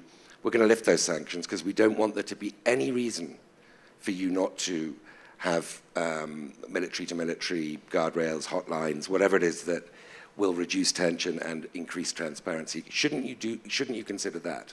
A couple of responses to that. First, at many other levels of the PLA military Ministry of Defense, you have officials on their side who are not sanctioned, who are also not talking to their counterparts. So it raises some questions about the extent to which this is the actual reason. Secondly, many of us in the US government are sanctioned by the Russian government. I'm sanctioned by the Russian government. My colleagues across the national security, the cabinet officials who sit on the National Security Council are all sanctioned by the Russian government. That would not stop us from talking to the Russians if we had to do so for global stability and security. And we think a similar proposition should apply with respect to the PLA or the Ministry of Defense. But they've chosen to take a different course. We regard the basic proposition of high-level communication between our military officials to be as close as there is to a no-brainer in geopolitics. And obviously, Beijing does not agree with that. But I think, again, that's something that Beijing needs to speak to because we stand ready to do our part. So I know that early in the Biden administration, he had a call, one of his calls with President Xi, and you gave the readout, I think, that they had agreed, that President Xi had agreed that in future talks we would cover strategic stability, which of course is code for nuclear weapons, the most key thing for information exchange between the US and China. That hasn't happened, right? How important is it that it does happen? Vital. If you look right now at what China is doing with respect to the buildup of its nuclear capabilities, as well as a series of quite exotic forms of weaponry that have themselves nuclear capabilities, the need for basic risk reduction, for an understanding of one another's doctrines, intentions, modes of operation is acute. And one thing that I pointed out to my Chinese counterparts over the last 2 years is at various points in the Ukraine crisis, when we've seen nuclear saber-rattling from the Russian side, is we have known how to deal with that because we have decades of muscle memory with the Russians in working on nuclear risk reduction, strategic arms control, basic signaling. We do not have that with China, and that is inherently destabilizing. That is something that we need to generate through intensive dialogue between the US and China. I gave a speech at the Arms Control Association not long ago and basically said the United States here too remains fundamentally available for this dialogue. We hope at some point that the Chinese side will choose to join us in that because, again, this comes down to the basic responsibilities of nuclear powers, and it is a responsibility that we see Beijing not stepping up to right now. I mean, one of the reasons I emphasize in terms of dialogue, you and Wang Yi, is because Secretary Blinken's counterpart, Qin Gong, who in fact when he was China's ambassador to the US sat here with me on this stage this time last year, has not been seen in public for 26 days. And some of the rumors, whether they're credible or not, I don't know, but some of the rumors are fairly sinister about what fate other than sickness might have befallen him. Do you expect to meet him again? We don't know. Literally, we genuinely no don't intelligence know. on this. We don't know. All we know is that Secretary Blinken was meant to meet the foreign minister at the recent ASEAN conference in Indonesia. He ended up meeting with Wang Yi instead because Wang Yi traveled in the foreign minister's stead, and we have no other information. Okay, so I'm going to leave a little bit of time for audience questions, but I want to get into the economic dimension of this relationship. You've given a very sort of landmark speech at Brookings a few weeks ago about the new Washington consensus. So I guess, I mean, this is an important speech. I guess, and it built on the speech you gave last year where you characterized the restrictions on China, on our technology exports and semiconductor making equipment, manufacturing equipment, as having a small yard, meaning it's not going to affect the broader trade spectrum, and a high fence. Now, I believe you have understandably been visited by lots of very senior tech leaders, including Pat Gelsinger of Intel, who spoke to us here at this forum a couple of days ago. And his argument was, look, China's a third of our bottom line. We use that bottom line to fund research and development here in the United States so that we can remain cutting edge. You've been hearing a lot of these arguments, I imagine, that could be summarized as keep that yard small. Have those arguments sort of hit home? How do you respond to them? I respond to them by saying, yeah, we said small yard, high fence. We meant small yard. I agree we have to keep it small. And if you look at the October 7th export controls, we are talking about a very small number of very high-end chips that were covered by that, along with the semiconductor manufacturing equipment you referred to. The vast majority of sales of chips designed by the United States to China has continued unabated. It continues to this day. It continues such that Pat Gelsinger could sit on this stage and say, I'm getting a lot of my revenue from China, because we have not controlled that. The bilateral trade between the United States and China hit an all-time high last year.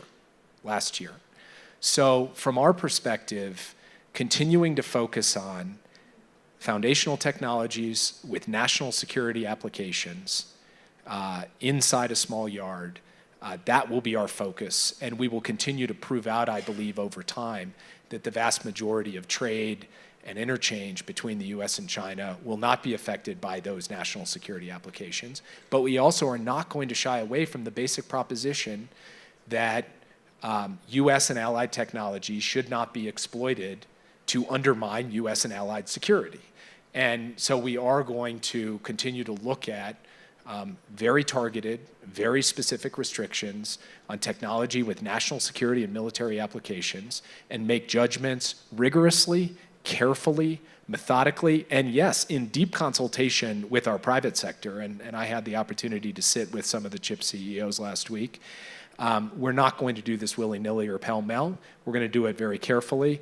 And that is what I believe we have proven out over the last 2.5 years. That will be how we approach things going forward as well. It is fair to characterize the Chinese as thinking you're playing a zero-sum game here. Qin Gong's successor as ambassador was here on this stage a couple of days ago, and he had a very memorable analogy to, well, this is a swimming competition where we're required to wear outdated swimwear, and you're in Speedos, which is a vivid analogy. And I'm doubtless the Speedos. I'm sorry about that. Yeah, no, but you're not accountable for that analogy. Doubtless the Speedos are made in China, but this is what they believe, right? This is what they believe, and so I guess I'm going to conclude before going to the audience with a sort of larger philosophical question about the end game with China. A lot of Cold War analogies are made, but the difference is, amongst a number of differences, is that we could envisage the collapse of the Soviet Union because it was ideological. We weren't seeking to beat Russia. In the perspective of that time, we were seeking to defeat the ideological competitor. China, is it about China's regime, this competition, or is it just a permanent feature about China's size, that we are going to face an indefinite geopolitical competition with China that has no sort of natural conclusion in the way the Cold War did, or we could imagine it did at the time? I said before I came into government, and I believe that this is actually reflected in President Biden's thinking, his approach on the question of the PRC. We're not aiming towards an end state where at the end of it, it's all just over. We're going to have to live with the People's Republic of China as a feature of the international landscape indefinitely. And we will have to learn to live together as major powers. That is a basic strategic premise of our approach. And so instead of an end state, what we are looking for is to establish a steady state that is fundamentally favorable to the interests and values of the United States and our allies and partners, because we think that is a more stable, prosperous, and secure world. That goes for everything from dealing with the largest peacetime military buildup in human history, which we're contending with from the PRC, to the domination of critical supply chains that create strategic dependencies that we are looking to move away from, to a series of other forms of aggression, coercion, and intimidation that we will not shy away from working with allies to stand up against. We will do all of those things, and at the same time, as we have demonstrated over the course of the past few months, engage in diplomacy to manage the competitive aspects of the relationship, while we also look for areas where the United States and China can work together in service of the interests of our people, the people of the PRC, and the people of the world as a whole. So yes, I think this is going to be a feature of the international landscape out into the future. We recognize that. We are prepared to manage that. And I believe my job as National Security Advisor, with the direction of President Biden, is to try to put the United States in the strongest possible position to manage that relationship effectively, meaning strength at home, strength with allies, and a clarity of purpose on everything from the kinds of rules and norms that are being set, from freedom of navigation to technology ecosystems of trust, to the deployment of capital globally in a way that is transparent and in service of practical problem solving rather than coercion or intimidation. That's what we're working at every day. That's the core of our approach to China. And I will also just say, with respect to the ambassador, it's interesting to hear him cry foul when you look at a series of PRC policies. Outbound investment restrictions, China has them. Export controls, China has them. Cyber-enabled economic espionage, forced technology transfer. The notion of him sitting here to say, all of a sudden America came out of the blue with some notion of unfair competition, that is a challenging thing for me to look at and say is a reasonable assessment, net assessment of the circumstances in the relationship. But I'm not here to recriminate. I'm here to say we look at certain behaviors on the part of the PRC. We want to do something about them. They look at certain things we do. We will explain why we are taking the steps we are taking to try to minimize the friction associated with them, and we will continue to work towards a stable, effective relationship with China over the course of time. To be fair to the ambassador, Steve Clemons was interviewing him, and so he forced this analogy. So I was going to ask a question about Narendra Modi, but I'm an unselfish person, and I realize I'm stealing audience time. So yeah, if you could put your hands up, and the lady towards the back there. My name is Alexandra Matvichuk. I'm Ukrainian human rights lawyer. I'm very grateful to hear your statement that United States of America will continue to provide support to Ukraine, which we need to win. And that is why my question is about when United States of America will start to teach Ukrainian pilots how to use F-16. The problem is that we lost them. Ukrainian pilot Vladislav Savelyev last year was in United States of America. He explained that they use the planes with a very short distance for identification of other planes in the sky. And that is why Russian planes hit them with rockets much more quicker than they even able to identify them. Vladislav Savelyev was killed in June this year. He didn't wait, but we still have other pilots who are alive and who are waiting and who want to learn how to use F-16. So the question is, when it's happened, when United States of America will teach Ukrainian pilots?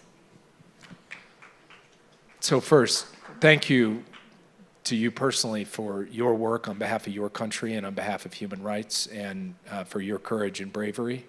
And at the G7 in Hiroshima, President Biden announced that the United States was going to work with allies and partners in NATO who also have F-16s to begin a process of training Ukrainian pilots. We have been working over the course of the past several weeks to put in place that training program, and there are a number of elements to that. There is the more straightforward pieces, like translating the the necessary manuals into Ukrainian. There are the more complicated pieces, like creating the technical platforms to be able to conduct this training as rapidly as possible, because the typical training for F-16 pilots takes a very long time, and we are trying to accelerate it, but that requires technical adjustments. So we are currently in the process of working with our colleagues in the Netherlands, in Romania, in Denmark, in Norway, and other countries to establish the locations, to identify the pilots, and to begin the training. I cannot give you a precise date, but I can tell you this is a matter of weeks, it is not a matter of months, and that it's not because we're just waiting until August to start arbitrarily. It's because every day people are getting up at the Pentagon, going to work, reporting all the way up to the Secretary of Defense and to me on the progress of putting in place what is necessary to do a very complex task, which is the rapid training of pilots on F-16s so they can be transferred and put into the fight. That work is ongoing as we speak today, Friday, and it will continue until we can actually have the first Ukrainian in a cockpit of an F-16 at a base in Europe, which is currently being prepared actively, rapidly with our NATO allies. So clock shows 2 minutes left, right, Jake? That's right. Yeah. Yeah. The gentleman there, could you make it shorter than a tweet, this question?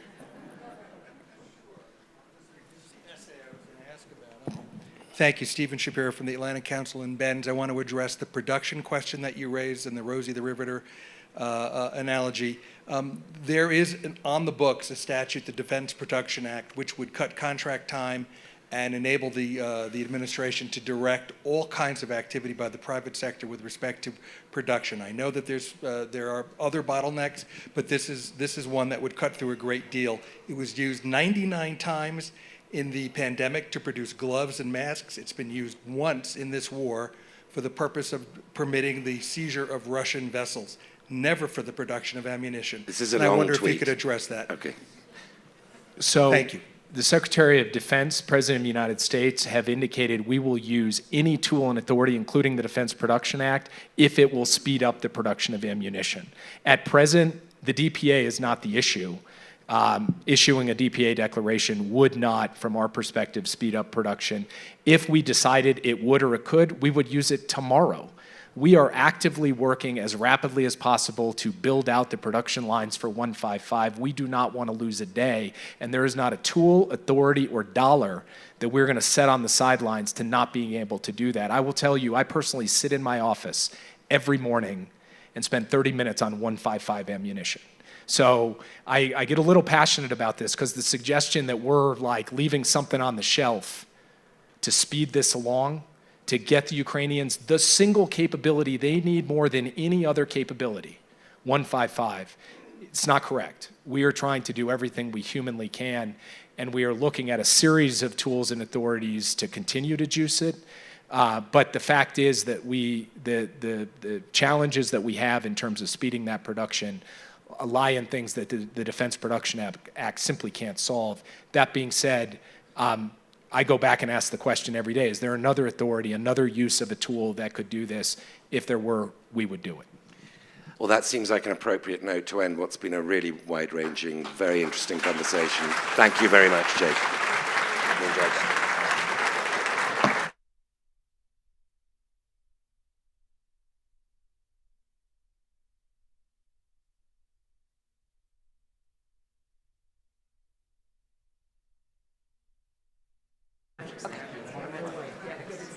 Thank you very much, ladies and gentlemen. You have been with us through the foreign policy marathon for 4 days. We have 5 more minutes of goodbyes and thank yous, and then we are going to release you into the beautiful sunshine. So we are just so grateful to all of you for being with us, for being engaged in these issues. I think we did what we set out to do. First, we listened carefully and respectfully to each other across the aisle, and you heard real areas of bipartisan consensus. You heard from Secretary Blinken and Pompeo, from Bill Burns, from Jake Sullivan, and from Secretary Esper, a ringing endorsement for supporting Ukraine, and from 3 distinguished United States senators. We did heed Walt Whitman's advice that I started us off with 4 days ago to divest ourselves of our outdated assumptions and exercise our imaginations. Monica Juma from Kenya told us that the global South Africa is going to be a real participant in helping to solve climate change.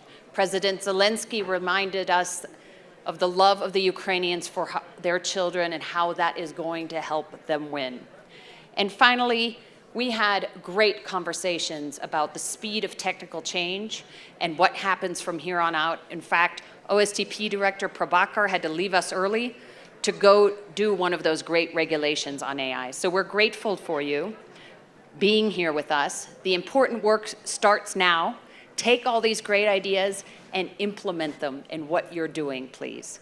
And I'm going to share the thank yous with my colleagues here, with my co-chairs, Joe Nye and Condi Rice, and my partner in crime, Neve King, who made it all happen, and our amazing team. If you guys see them, they look tired, but they're still smile. Pat them on the back and buy them a beer. Thank you. Well, thank you very much for being with us. I think Anya has done a very nice job of summarizing. I'll just say this is very different than a forum would have been 10 years ago. We have war in Europe, we have great power rivalry, and we have a technological progress that is really head-turning and head-spinning. And so I think it's been a great forum. And Anya wouldn't say it, but really all Joe and I have done in this is to take the occasional phone call from Anya and say, yes, Anya, that's a very, very good idea. Please go and do it. So I first want to thank Anya for your exceptional work and Neve for your exceptional work.